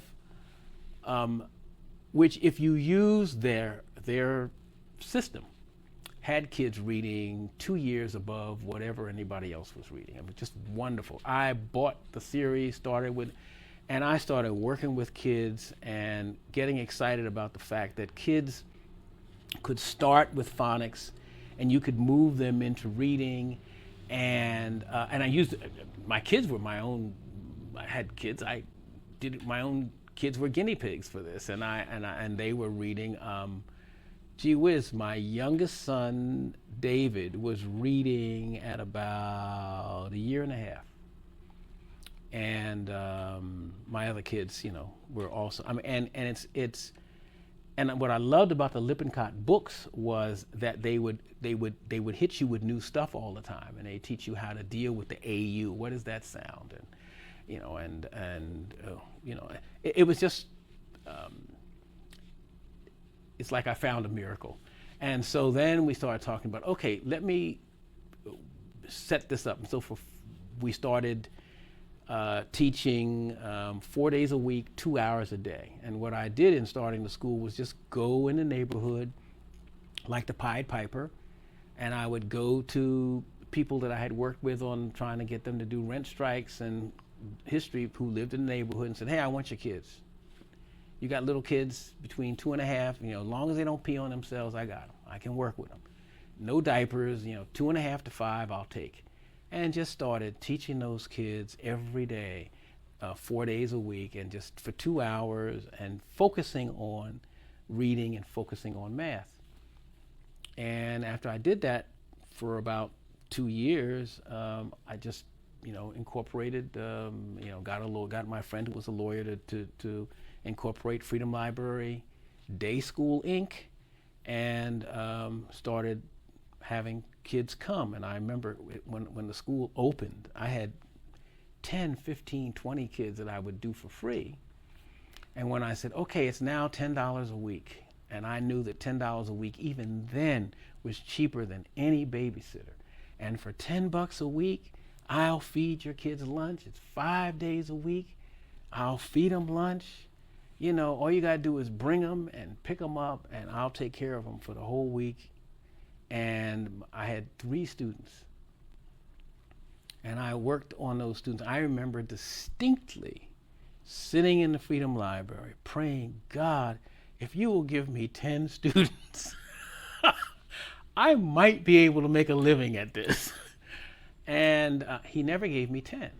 It was 3, 3, 3, and then it was 14. Then it moved to something like 20 something. And when it got up to, I think I was teaching up to 35 or 40 kids in a single classroom. And then I grabbed my mother, who always wanted to teach, and she took the older kids, I took the younger kids. One of the wonderful experiences that I had in teaching the kids is I would use what's called the individual prescriptive method of teaching. So without knowing what that was, I would, if I was working with George over here and George could read faster and understand what was going on than the 7 or 8 kids in his group, I let George go and give him work to make sure that he, check him out, listen to him, and then I'd work on the other kids. And it ended up that most of the kids were operating on their own, sort of like it was hard for me to group them because there were some kids who let's say that George was up to page 45 and begging for more. And this guy next to him was on page 14, but plodding along. Somebody might be on page 25. And so what I would do is just kind of spend time with each person and encourage the kids. And it got to be where it was so many kids, I had to group them. But I allowed them to push each other. So I would have George read, if he read very well, and the other kids would want to read as well as George read. I'm making up George. I don't think I ever had a George, but that's okay. But the fun thing in all of this was I learned about teaching, which was counter to everything that I had ever heard about teacher education. I mean, the teachers that I met were telling me that my methods were just horrendous. They were not working. My kids were reading. They were doing new math. They understood what a set was, and they knew what a subset was, and so it was really I was experimenting, but I was energized, and at the same time I hated it. This is what is weird. I enjoyed the interaction with the kids, seeing them learn, but I hated teaching because it was hard work. I'm up at night after the kids are gone. They all have written homework that I give them, and I've got to go through 45 books and give each person separate. I can't give one sheet and say do that because everybody's at a different level. The kids who were doing math were at different levels. Somebody had just started long division, somebody was still on addition or subtraction. And I had to look and just progressively stay with each kid and make sure that they were being built up in a systematic way. So that meant I had to sit there with these homework books and get them ready for the next day, because when they came to school the next day and I'd give them the corrected whatever they did the night before, I had to give them the next book, their homework book, because I didn't care that you were 2.5 years old. You had homework, and it was writing. If it, making your A within the lines, down, across, whatever it was. So it was both exciting and exhilarating, and it was. If you ask me then, I enjoy it in retrospect because I'm thinking about it, but I remember distinctly hating it, but I had to do it. I couldn't quit. And I did it for 14 years and then quit. I was burnt out at the end. Did it feel like a radical project to do that? No, it was what was necessary. It was what they needed. I wanted to give them not only, during this period, I ran into other nationalists who had schools. And their emphasis was on in my view, on rhetoric. And so they had all of the black stuff, and they had the drums, and they had this. I had none of those things. My thing was, you got to have skills, and you got to know about your blackness. So it was history. It was, you know, you need to be strong in character, and I always push those character traits. You know, honesty, integrity. You know, the hard work. You know, all the stuff, and smart work. Not necessarily hard work, but smart work. So those were the things that I pushed. And in dealing with other educators who were working with kids, and I had real issues with Imari Baraka, who and his mentor out in California. Why am I forgetting his name? Because I've read him and did some doctoral work related to some of his ideas. Ron Karenga. I was very concerned that kids that skill sets be built, as well as an ideological base. And I just thought that they spent too much time on an ideological base without giving the kids the skills. And so if a kid can tell you by rote whatever it is that he tells you, I'd rather that the kid tell you by rote his timetables and you know what I mean? Stuff that he can use when he's navigating in the world. I got together with some other people, and we formed the CB, the Council of Independent Black Institutions. And that was in the 70s. I can't tell you exactly when. It was 70, maybe 71, 72. For 2 years, I set up a teacher training institute, and just using stuff that I did, got them to come to Philly at the Freedom Library, day school, and from 6 a.m. to 11 a.m. at night, we had a 2-week training course for teachers who were in independent black schools. And they had to learn how to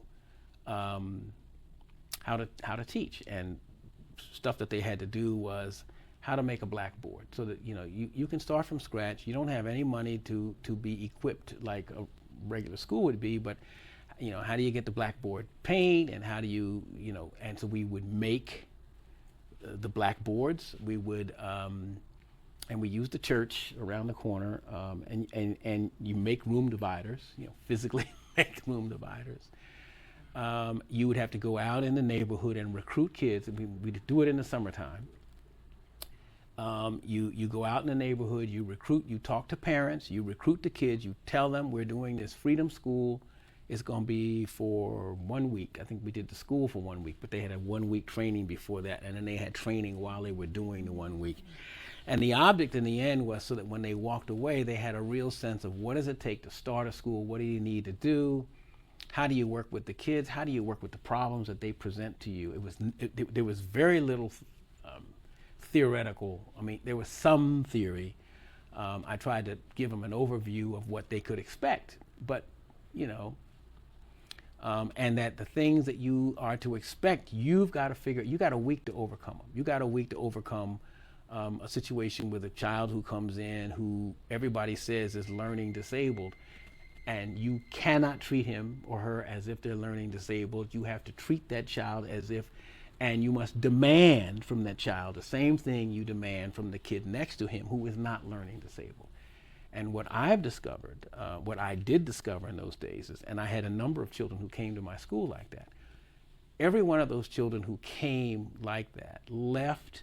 I'm not going to tell you they were A students, but they were C students. They could hang in anybody's elementary school and do C work. And as long as they could see their way through, they'd be fine. So lots of things came out in that. Yeah, it's really good to have you talk about that, because I can see the investment in all the work that you did across those years. Let me pull you back to 64, 65, 66. Okay. Because while you're starting the schoolwork, the library is also becoming, as I understand, and I need you to tell me if this is correct or not, something of a real kind of locus for lots of folks with lots of interesting ideas who are thinking hard about strategies for moving forward. And those are people across the spectrum of black nationalism, separatism, and it will, some of that effort will build towards, in February '66, the creation of Black People's Unity. Oh, yes, forgot all about that, yes. Yeah. And so I'd love to have you talk a little bit about how the momentum gathered to lead to the creation of Black People's Unity movement. I think Julian Bond is your keynote, or Yeah, rally that's that kicks right. it off. That's right. And just have you kind of tell that story. Okay. In part of and this is good. During this period, when we're doing that, we've been working with gangs. We've been working with in our work with gangs. I got to know Father Paul Washington of the Church of the Advocate, who has a history of his own here in Philadelphia. He's deceased at this point, but he was the guy in North Philly as a priest who let us have room to voice our nationalism. And that was unique because most churches, I mean, there wasn't anybody else who was about to have us even meet. We were tainted. I mean, and he was open. He had his own views, but he really worked hard at being open and seeing, positive progressive. So, in my work with the gangs, there was a friend of his who offered to give me a salary to do that. Well, I'm like, I got kids, I got a wife, I needed it. So I took the fund. It was a little bit, but I could. Hey man, you give me $25, I can do a lot with it. So there was that happened, and as I was working with the gangs, the donor wanted one thing, and as I was working with the gangs, I'm seeing something else. I'm seeing I can develop these guys into real leaders who can do some positive things in their community. They can, the violence thing is just a piece of it. I remember having a conversation with one gang member, and I'm passionately trying to tell him about help me get this treaty with this other gang. And he looked at me, he said, John, gang warring is my life. That's all I have. That's what I live for. You take away gang warring from me, I have nothing. And I couldn't answer him. I couldn't tell him, well, if you prepare yourself, you could do this. He was giving me his gut, and I was silent. I couldn't answer him. And so that made me go back to the drawing table and say, okay, what lies beyond peace? If I don't want him to gang war, what do I have to offer this guy that can be part of his life that makes sense to him? And so my first thing is, okay, we need people who will protect people in the community. You can use your skills. We need old ladies protected and not molested or bothered or robbed. And they got interested in that. I mean, it was a role. It was like, we need our own police. I mean, it was getting to that level. Especially in Philadelphia. Yeah, getting to that level. And it's like, and I remember this guy bought into it. It was, well, when the guy who was funding the program saw that, he said, oh no, this is not what I'm paying you to do. And I said, wait a minute. You paid me because I was doing work with the gangs that I thought was necessary. I'm not going to do what you want me to do that is not in the best interest of these kids I'm working with. And so he cut the money, and he sent Paul Washington to tell me in a nice way, either shape up or, and I told Paul, that's when I had a confrontation with Paul about, man, you better figure out what side you're on. You can't be a go-between. You have to take sides. You're either with a community or you're with your church and with the people who are oppressing this community. You gotta make up your mind where you are. And I knew by having that conversation that could mean I can't use this church anymore. But I mean, this is what we had. And he thought about it. He controlled himself. I know he wanted to say, man, do you know what I've done for you? But he didn't go there. He listened to me. He was thoughtful. And he just said, okay, well, that I'm not in charge of the money. You've just blown. I said, fine, I've done that, but I still need a place to meet. And he said, okay, fine, you can still use the Advocate. And so I just kept doing what I was doing. And in that process, we talked about a Black unity movement. And what we wanted to do was we wanted a movement that could include gang members, that could include old ladies, young people, professionals, people who were aspiring for politics. We wanted to have people who were musicians or dancers. The thing that made the BPUM, the Black People's Unity Movement, different from every other movement that I've known about is that we tried to make it inclusive. So we had Arthur Hall, who was a famous African dance, he had a famous African dance troupe. We had John, the guy who started Freedom Theater here in Philadelphia, John Allen. We had his group, so we had artists, we had musicians, we had people who were aspiring for political.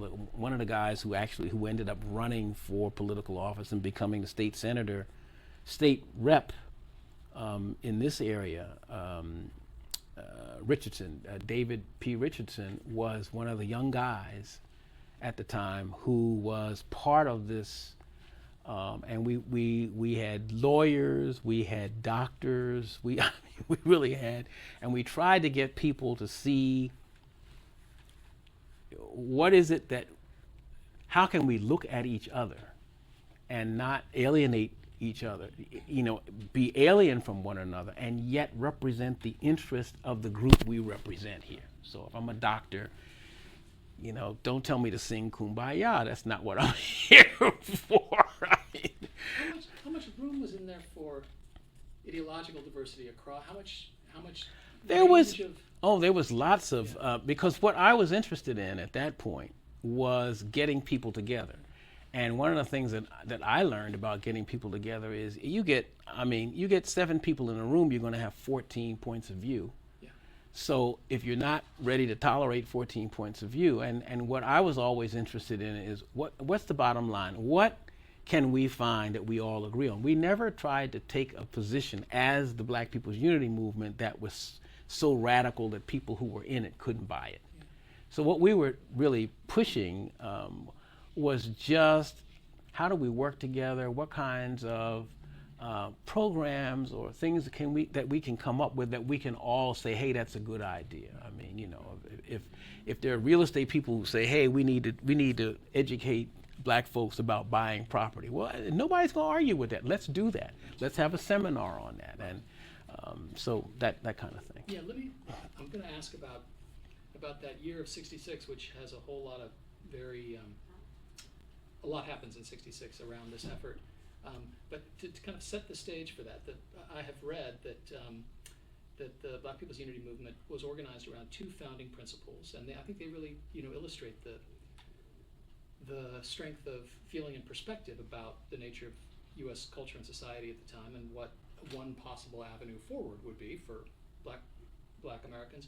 One principle was that white supremacy and racial inequality were constitutive of U.S. culture, that they were a part of the culture that the nation carried forward, and that had to be acknowledged and confronted. And related to that was the fact that therefore progress for African Americans depended in large part on intra-racial unity. And of course, this echoes of earlier conversations about John Lewis. And just as the movement really starts to move forward, February of '66, it's not many months later before there's a massive police raid coming right after that movement and its close affiliates. And so I'm very interested in having you talk a little bit about how you felt you were reaching forward and then that raid and its implications. Well, you're talking about the infamous SNCC dynamite case. It's very interesting. One of the things that had happened while we were doing the school was there was a guy who came who was called Casimiro Pereira. We discovered from one of our informants that he was a police plant. But we didn't know this before.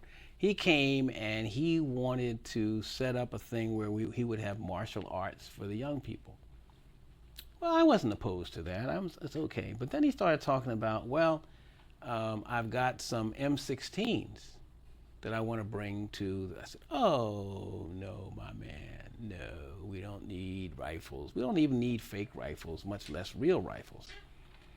And I kind of watched him, and other people who were around kind of watched him, and somebody saw him sitting up in the police having conversations, and they got it back to me. And I never said anything to him that I knew that he was a police informant. But there were always attempts during that period. People would float in and try to instigate some kind of stupid something to try to get you hung up. And it was lots of situations where people would buy it. In fact, I believe, now I don't know this for a fact, but I believe that the guy who got arrested on the dynamite case, somebody posing as a construction worker went to him and said, look, I got this dynamite. The guy said, oh my God, you can't have that. Well, would you hold it for me? Yeah, I don't know what to do. And then that's when and then they stuck it on him. The raid was, this guy talked to me. And I'm telling him, man, don't have nothing to do with nobody's dynamite. You leave it where you found it. Let the police know that it's there. It's probably a setup to put you in trouble. Oh man, I can't call the cops, man, because the guy is out. And I think in that case, the guy was a police informant who set him up. But anyway, in the meantime, the police used that. Rizzo was the police chief at the time before he got to be mayor. And he came to the Freedom Library in '66, about February. Because my wife at the time was very pregnant. And they just, about 1 o'clock in the morning, broke down the door. Because you live in an apartment above the library. Absolutely, right upstairs. And they just broke down the door, came up the steps, bulletproof vests and sawed-off shotguns. And I happened to be up. I don't know why I was up at 1 o'clock in the morning. My God, it would have been a mess if I had been asleep and awakened by this. And up in our face, and I was concerned about my wife, and my wife was just horrified by it. And she was angry, and she started, fussing. And I'm like, look, guys, we'll talk about this in a minute. If you got to search, will you search the bedroom so I can put my wife there? And I'm thinking, I don't want to die tonight, because if she says something and you guys hit her, I can't live with her if I don't do something. You know what I mean? It's just one of those things. And so I just kept talking quietly and calmly. And I guess I was in shock. When you're in shock, you don't really feel, you're just trying to solve a problem. And that's where my mind was. It's like, okay, let me cooperate with you. You need to search. I didn't even ask them what they were searching for. I just said, would you search the bedroom first? Let me put my wife in there and close the door. Then you can do whatever you need to do. So finally, they let that happen. As soon as that was calm, here comes the captain up the steps, and he starts all over again. And he's pushing me around, trying to get me to do something stupid. Not really stupid. They just want me to say something. And they'll call it resisting arrest. And I'm like, what is it that you have to do? Just do what you need to do. I'm not resisting anything. I'm here. I don't even know what this is about. And I didn't fuss. I didn't complain. I didn't say anything. Then they start tearing ceiling down and turning things over. And then I found out later they were looking for dynamite. so eventually they left. They couldn't get a rise out of me. Now, I'm going to tell you, I didn't feel the terror until they walked down the street. I couldn't sleep for nights on end because every sound that came in the street, I'm like this. I called my lawyer, and I say my lawyer because he was a friend, and he was in the Black People's Unity movement, William Lee Akers, and last I heard, he was a federal magistrate in California somewhere. But William Lee Akers, I've always trusted him. He was just a straight shooter, good lawyer, tough guy. And I called him up and told him about everything, and he said, "John, they had a warrant. There's nothing we can do." And when he told me that, I just said, okay. That was a big moment for me because I was enraged, I was traumatized, and my feelings were hurt. I mean, it was like, how have I behaved in this neighborhood? I've never had a gun. I've never talked. In all of my militant speeches, you'll never hear me talk about rise up and kill the crackers. You know, that wasn't my rhetoric. It was never on that at that level. So I mean, so it was a lot of feelings going on, and I flip back to the night of the thing. When the cops left, there was a big group of people outside who were ready to confront the cops. And I calmly, even though I was upset, said, look, we're going to handle this in a legal way. Please go home. They want you to do something. They're prepared for you to do something so that they can, you know, mow you down, basically. And so they dispersed and went home. And when my lawyer told me there was nothing I could do, I had to make a decision. And the decision I made was, I'm not going to let my hurt feelings, I'm not going to let my pride and all the things that, you know, I was violated. I can't let that mess with me because there is nothing that I can do. I mean, I can make noise, I can fuss about it, but it's wasted energy, and I will be getting off track from what I need to be doing to help people. This is something that happened to you, John, and you know, you can't get it confused with what you're trying to do for people. And so I sucked it up, basically. And I was wise to do so. Yeah. Let's take a break for just 1 second. Let me just, we're back after a short break. I want to say, just so it's in the record, that raid, it was August 13 of 66. FBI and police in the city of Philadelphia, the SNCC office, the Freedom Library, 2 apartments. There was 80 armed, you know, kind of riot gear clad law enforcement officers and 1,000 uniforms behind them. I mean, this was really a massive show of law enforcement authority by the white police establishment here in the city. Is there a connection between, well, let me ask you sort of to take us forward from that summer of 66 towards, you know, it's the spring when James Tate is reelected. No, sorry, he will be reelected in the fall of 67. In the spring of 67, he makes Rizzo the police commissioner. So that happens. And in then the summer of 67, that's when David Richardson asks BPUM to help organize high school students. And I don't know if you had a lot of direct engagement of that issue. No, I didn't. Not. No, I didn't. Yeah. But you know the story about what happened to those kids. I know a little bit, and it comes to a certain echo and culmination. Sure. So maybe you could tell that story. Yeah. No, I can't, because I wasn't really. I tend to I have learned, for good or ill, to function with blinders. And it's like I determine where my territory is, and there are lots of things that happen, there are a lot of issues that come up, and I have disciplined myself to stay focused on stay in my lane and just focus. I heard about what was happening with the kids. It was like a massacre that went on, but I did not get involved in it, there were some kids who came to the library and talked about it, and I kind of dealt with those individual kids and you know, talk to them. But I did not try to get into that. One of the things that goes back to my mother's always asking me to examine my motives, I always questioned why I would take an action. So I was never running to get in the paper or running to be quoted.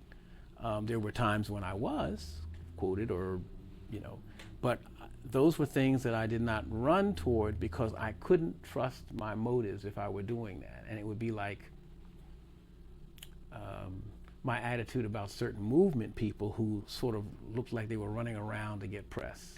I'm not going to name any names, but particularly right after Dr. Martin Luther King died, there was a certain gentleman who seemed to be in the limelight all the time and had a different story about history than the other people who were there. So, but anyway, I always questioned, and so I wouldn't get involved in something, even though I might care about it or it might affect me, if it was not in the scope of work that I had set out to do, and if I couldn't answer the question of what's your motive, are you doing that because it's hot now, and I couldn't do that. How'd you push forward after 66, 67? Continued doing what I was doing, basically. I continued school till 1978. I was the head of BPUM for a while, and then we had a moment, I think, somewhere in 66 is when I had this Jesus encounter. And so there was a meeting of BPUM at which I just kind of shared with everybody that, hey, this is where I am, and as long as I'm chairman, we're going to use Jesus' leadership principles. I mean, and somebody in the audience said, well, how do we get rid of you? And I said, it's as simple as voting me out, and they did. And I felt very good about that. I mean, I took that Pauline approach. I have, you know, for the cross of Christ, I have been evicted. I was quite pleased with myself. And so there was a period right after that when it appeared that I lost all credibility. People were calling me, you know, he's crazy, he's a Jesus freak, what's happened to John, he's not radical anymore. And it is precisely that was the beginning of my real, I think, radical development, because I saw Jesus as a revolutionary, and I saw him and still see him as one who calls me to account for everything and requires that I make whatever bold moves I need to make for the benefit of folk. And in fact, and to have the strength to do it by myself if need be. And if other people come along, know how to treat them and enjoy them, but to stay the course. So that it was an interesting period, because after that, that's when people who had been friends kind of dropped off, and I changed history nights to Bible study nights, and people were like, this man has lost his mind. And that just happened for a while. And as life would have it, I just continued being who I was. And over time, I'm still dealing with issues, still dealing with community concerns, and I'm not doing it in even in a religious vein. People expected that at that point, oh, he'll probably start preaching. No way. I wasn't even going to church. It was a while afterwards that I started going to church, and found that very frustrating.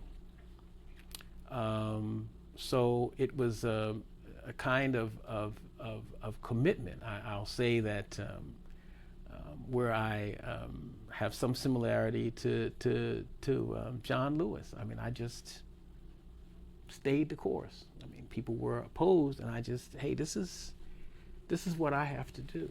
I'm not angry with you because you can't do it or you don't want to do it. I'm not an evangelist. I'm not trying to get you saved. I'm just doing what I gotta do. Did you participate through your networks of contacts, did you participate in the effort that was underway late 60s, early 70s to try to reorganize Democratic Party politics to elect more African Americans in the city? Was that? No, I didn't. I had a real bad, I was very anti-politics. And the reason I was is because I had a fresh sense from SNCC. I want to see people empowered to do it. And what happened? It happened in the poverty pimp movement, I'll call it. People came up who called themselves community leaders who might have been, and they got caught in the money. It was all about, let's get the funding to do, everybody was talking about funding. And it just drove me to, well, I'm going to do this stuff without funding. I'm not asking anybody for money. I'm going to do what I got to do. And it was amazing that we could get stuff done without funding, and other people who were being funded were just being funded.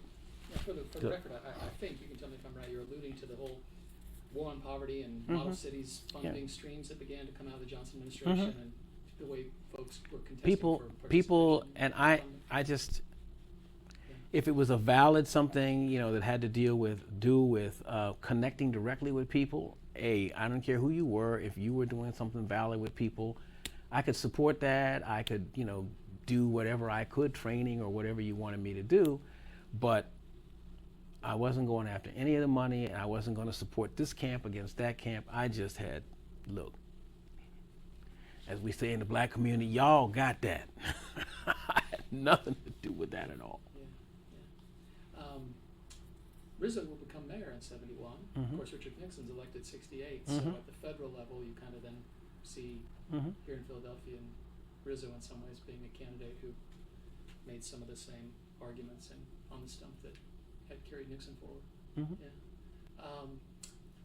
How did you feel about kind of the community in Philadelphia and North Philadelphia moving forward into the 70s? Well, in 70s, I was very active. What I would do when things got frustrating for me at the local level, I would do national stuff. And so the CB, the Council of Independent Black Institutions, I got very involved in developing the curriculum and planning for those 2 years of the trainings, and meeting with people and talking about that. And at the same time, the CBS documentary had been done in 68, and I think they aired it in 69. So I had some follow-up from that. People would, I got a chance to speak at different colleges. I had a chance to do work with kids in Chicago, where I actually did some demonstration things which were fun. I mean, just meeting kids I didn't know and trying to do it, and would tell them, if you don't let anybody come and tell you how to teach kids who isn't teaching kids and letting you watch. I don't know any of these kids. I don't even want to talk to you if you don't have kids for me to work with. And then you can critique me or whatever you want to do, but you shouldn't listen to anybody who's talking about teaching kids who doesn't teach kids. So I had a good time in Chicago. I was trying to be mean to the kids. They just laughed at me. They didn't take me seriously. I mean, they knew where I was coming from. This was the Bill Cosby program, hosted by Cosby? This was post Bill Cosby, yes, yeah. Right, but you had alluded to the TV program, and that was... Yeah. Yeah, right. So during that period, it's sort of like I had a focus outside of Philly. I mean, I could go here, I could go there, I could work on these larger projects that would have, I thought, national impact. And so those were the things that I was interested in. And that was a strong period of the struggle between what I would call revolutionary nationalism and cultural nationalism. And the people out of California and in Newark were talking about cultural nationalism. And so people were supposed to wear a certain garb and be African and do this. And I'm talking about revolutionary nationalism. What we need to do is to develop politically, but we need to develop not within the system, the corrupt political system, because we can see that it's based on something that isn't cool. We've got to test people. We've got to train people. We've got to have people whom the community trusts. And then we've got to get the community then to elect them to office outside of the machine. Well, you know, that doesn't happen in some of the best communities in this country. You just can't beat the machine. And it's not just Chicago. It's Philly, it's New York, it's Atlanta, it's wherever you are. This was a tough machine in Philadelphia. Very, very. And it still is. It still is. It still is. During that period, the national work was what kept me, and I tend to have that view that whenever I run in, if I'm working on a project and I run into a snare or there's a place where I can't go anywhere, I let it sit for a minute and go do something else. And by the time I get finished doing the something else, I come back to the other project and I can go with it. So that's one of the ways that I keep myself from being discouraged. There's always something to do, and it's just a matter of focusing on that one thing or two things and doing it. And when you get into something that you can't go any further, you go back to the first thing and you can move that forward. So that's pretty much what I did in those years. John, can we pause for just a second? Sure. And then thank you for hanging in. I know it's been a long. Okay. Dr. Churchville, thank you for such generous contribution of thought and time and perspective. I really appreciate it. I want to spend some time, as you would like, as much as you would like here at the end, talking about you have really forged a career of remarkable commitment to the community and have been involved in so many efforts to carry the community forward. And I'd love to hear about some of the things that have been occupying most of your energies and efforts for some time now. Okay. Thanks for the opportunity. Yeah. Right now, or when I say right now, between 2006 and now, there's been I've been very interested in, well, maybe I should start before that. There was a period in my life, in about 1995, I was in a serious car accident. And I was supposed to die, but I didn't. And it really, by this time I was practicing law, I had gotten a law degree, I was practicing law, and it really helped me kind of refocus again on what really mattered in life, what are the points.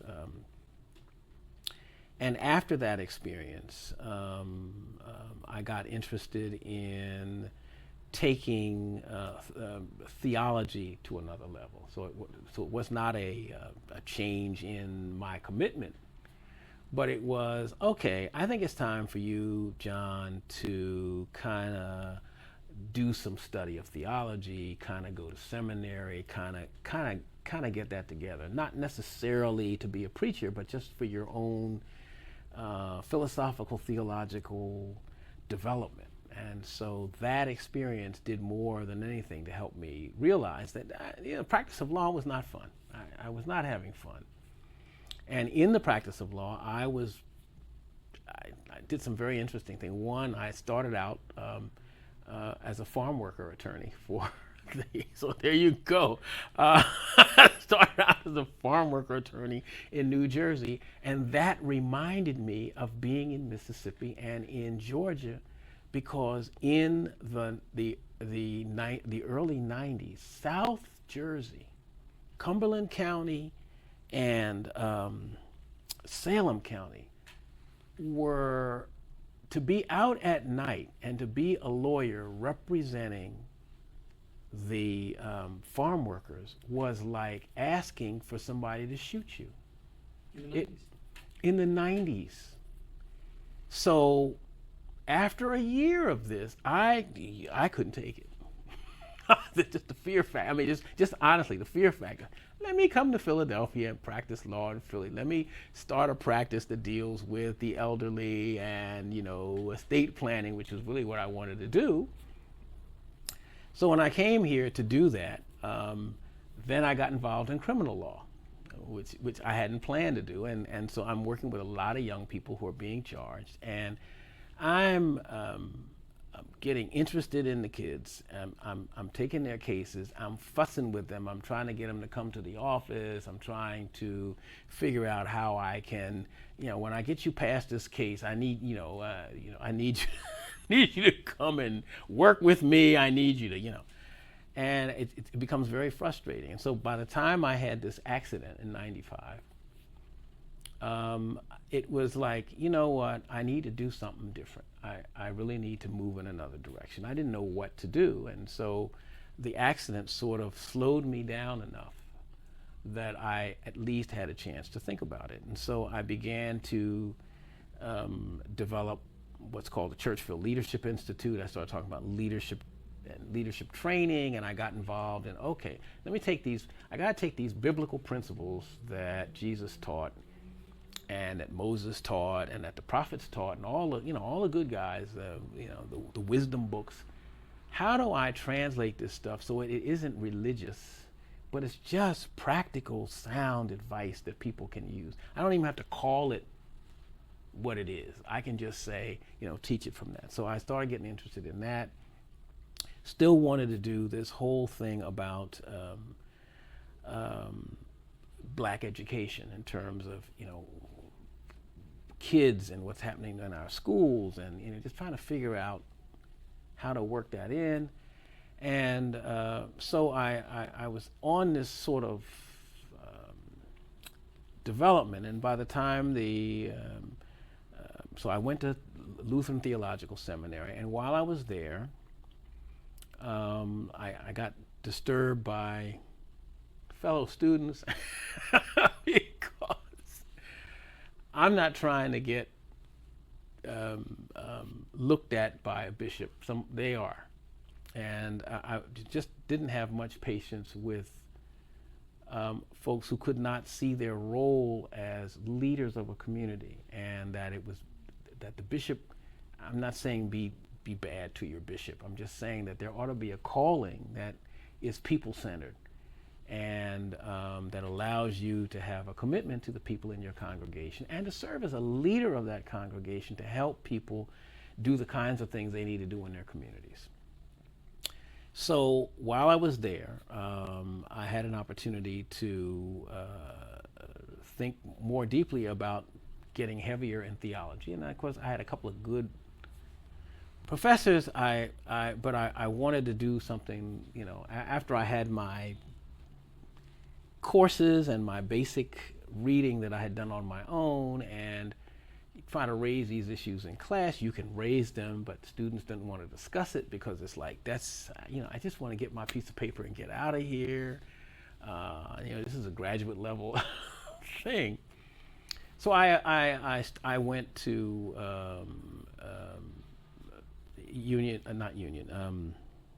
Cincinnati, this school in Union Institute and University, and started a study in Black and African American studies. At the same time, I took online courses at why am I blanking? At another university. We have your CV in the record. So Okay, yeah, so it'll that, be good. Yeah. and so I was doing the theological courses and the Black history stuff, and I began to develop, wanted to talk about and think about an issue that was interesting to me, which was the relationship of religious thought to whether people are quiescent or active, whether they're self-liberative. And so I did my thesis on that, which was quite interesting. You could find cases on both sides where there were folks who used, as we did in SNCC, I would say, who used the gospel to empower them to fight. And then there were other cases, and terrible cases, and particularly in mining towns, where that was used to keep the miners from really revolting and keep them down. So that kind of thing. I ended up, I had a chance to teach at Lutheran Theological Seminary for a year. It was a very discouraging process. They didn't like me and I didn't like them, but it was a good experience. And I learned from other colleagues who were teaching in other places when they told the truth. Yeah, nobody really wants to learn. I mean, you're really, it's a mill, and people are coming in and they're going out and they're just trying to get their piece of paper, and so don't be frustrated. But I was frustrated because I'm one of those people who, I'm not quite a purist, but it's like, if you're in a theological institution, it seems to me that you really ought to be committed to knowing as much as you can know, having as many tools in your hand as possible, because you can't solve a problem anyway. None of us by ourselves can solve any problem. We can have the greatest ideas in the world, but we need each other to put in our best thought to the thing to do it. And if you're not going to give it any effort, my God, and you're a leader, what is happening? So anyway, to move forward, in 2006, actually in 2005, I started a little church called Liberation Fellowship Church of Jesus, and it was a non-religious church in the sense that, yes, there is word. I have a sermon every Sunday, and it is taken from the Bible, but it's related to practical leadership lessons. I always talk about it in terms of leadership lessons. So we've had, in our first services, we had Muslims, we had atheists, we had all kinds of folks who would just come because it was a kind of different environment. We had it right here in this place where people just, it's not just a sermon. After the sermon, we have a question and answer period. People are able to express themselves. And then we have Bible study, and the Bible study is not, this is this. It's not like, this is what you ought to get out of this. It is, what do you see? What does it say to you? How does it speak to you? What do you get from it? How does that relate to your life? And it seemed like people were kind of energized by that and kind of could look at things a little deeper than the regular religious labels. And out of that, the early congregation said, hey, why don't we put together a community development corporation? And we're here in Germantown. Why don't we do that? So the whole, all of us, all 5 of us, or 6, I think our biggest number was 7. We all pitched in, and everybody had to write a piece of it. Everybody had to, it was a collective document at the end, so that everybody got the experience of putting together a CDC and finding out. Of course, I help people with this. It has to be this. It has to be that. But you're going to help put it in, and so we filed, and we got our 501c3 thing, and people felt really good. I mean, hey, they're involved in the process. And so the next thing was, now, what are we going to do with this thing? And we started, I remember, in fact, I was just talking to Nancy about this, was it yesterday, sweetheart? One day, just talking about, I remember one New Year's Eve, talking about with my wife, what are we gonna do? We've got this 501c3 thing, and we said we were gonna do these things. And we just had this long conversation, and we started the next day, New Year's Day, planning how to really get that done. And so what we've been doing since then is we have an HIV/AIDS program, and I call it a program, but it's community education.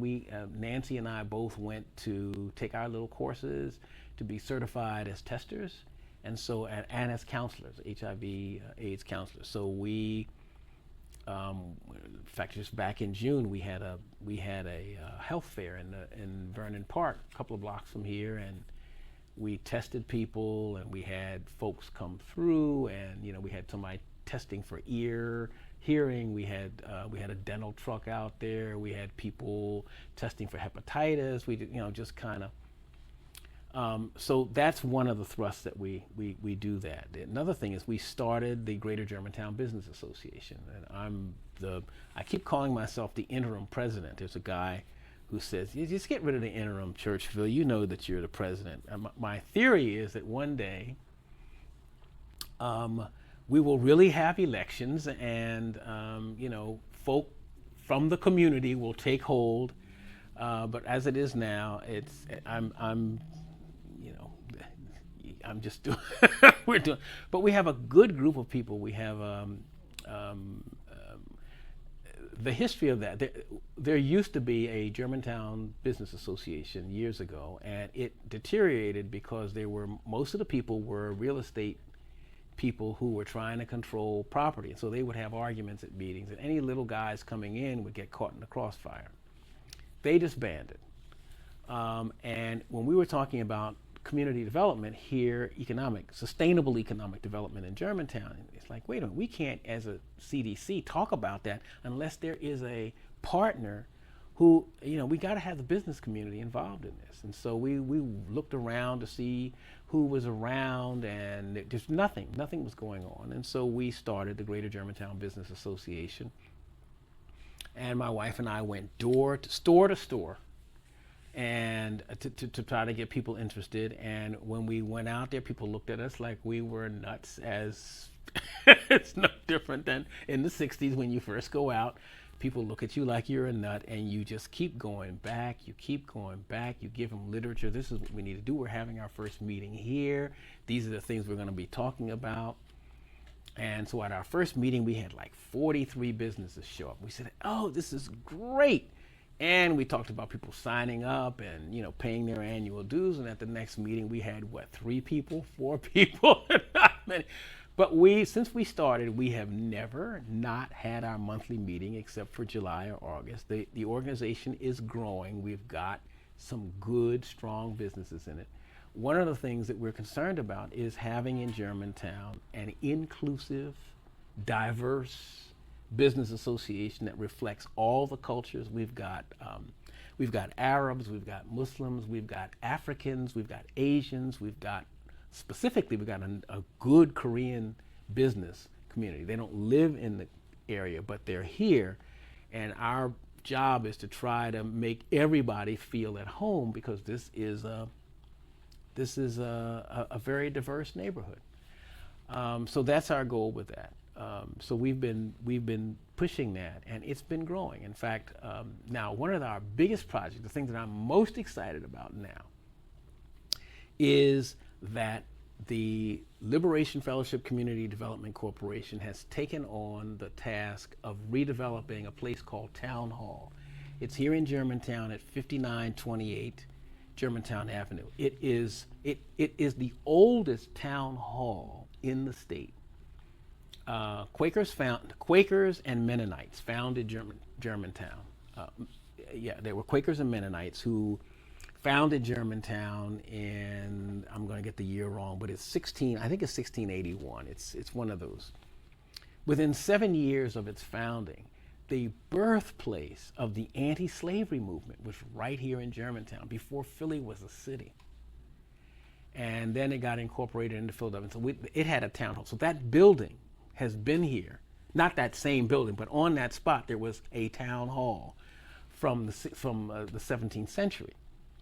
And what happened is that the city, it was a Civil War hospital. I mean, it still was a town hall, but the only battle we had in Germantown, there was the hospital and town hall, taking care of people on both sides of the aisle. And so it has there's a lot of history, and it has been lying in disrepair since 1994, 95. And we have developed a project to acquire the building. And when we first mentioned this in 2008 or 2009, is when we came up with the idea. And our councilwoman laughed us to scorn. You are out of your mind. You got $35 million.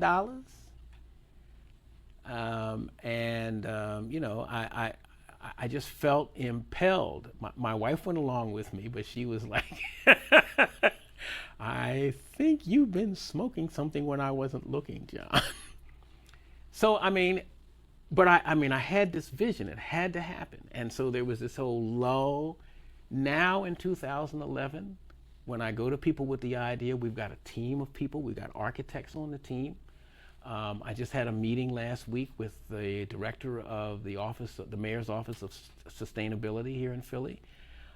She wants more information, but there is not a "you're crazy." It is a, "Hey, have you thought about this?" "Yes, we've thought about that." "Have you thought about that?" "Oh, no, we didn't. That's a good idea." And she's going to put us in touch with some other people. So it is, that's where I am now. And let me tell you what it's for. We want to develop the building as a state-of-the-art building using geothermal and solar. It's going to be a green building. It will also be a place for a dual education level. One will be STEM subjects, science, technology, engineering, and mathematics. And that is for, in my brain, I see a rival to MIT right there, right here in Germantown in this neighborhood. At the same time and in the same place, I want to see green collar job training in just plumbing, heating, electricity, welding, all the kinds of green things that allow people to earn income at a living wage. And one of the things that is critical is right across the street from Germantown High School, which is one of the poorest performing high schools. And the current district attorney has suggested that town hall should be developed as a criminal justice center, which is basically a court or a place to house people. And our argument is it ought to be a place when the kids look across the street that they can say, when I leave here, if I'm not going to college and I could take college courses over there, I could at least get some basic skills so that I can be employable. So that's the two things. And then the third thing we want to do in that building is to have a green business incubator. So we want this to be state of the art, and that's the other thing. The other avenues that we're involved in, but that's the project. But it incorporates our interest in environmental education, and so we have that as part of what we do. We when the 2011 Brownfields Conference came to Philadelphia, we were one of its sponsors here, and so that just gives you an idea of some of the things that we're interested in, and so my life is still full. I'm very busy. I was about to say, it's so apparent from this interview that you have never been someone to sit around and watch the world go by. No. So it's been a real honor and a privilege, and I'm very, very grateful. Thank you on behalf of the museum and the library, and it's just been a great privilege to be with you. All right, and thank you. It's been fun. That's good. This has been a presentation of the Library of Congress and the Smithsonian National Museum of African American History and Culture. This video raises questions, and I need for you to be extremely honest in the comments when answering them. And just so you know, I have 2 questions. Number 1, what are your thoughts about this video? Share them in the comments for me. And number 2, who would you like to see me do a video on next? Now, please be honest in the comments when answering these questions. Share this video with anyone you deem necessary, and don't forget to like and subscribe to the channel.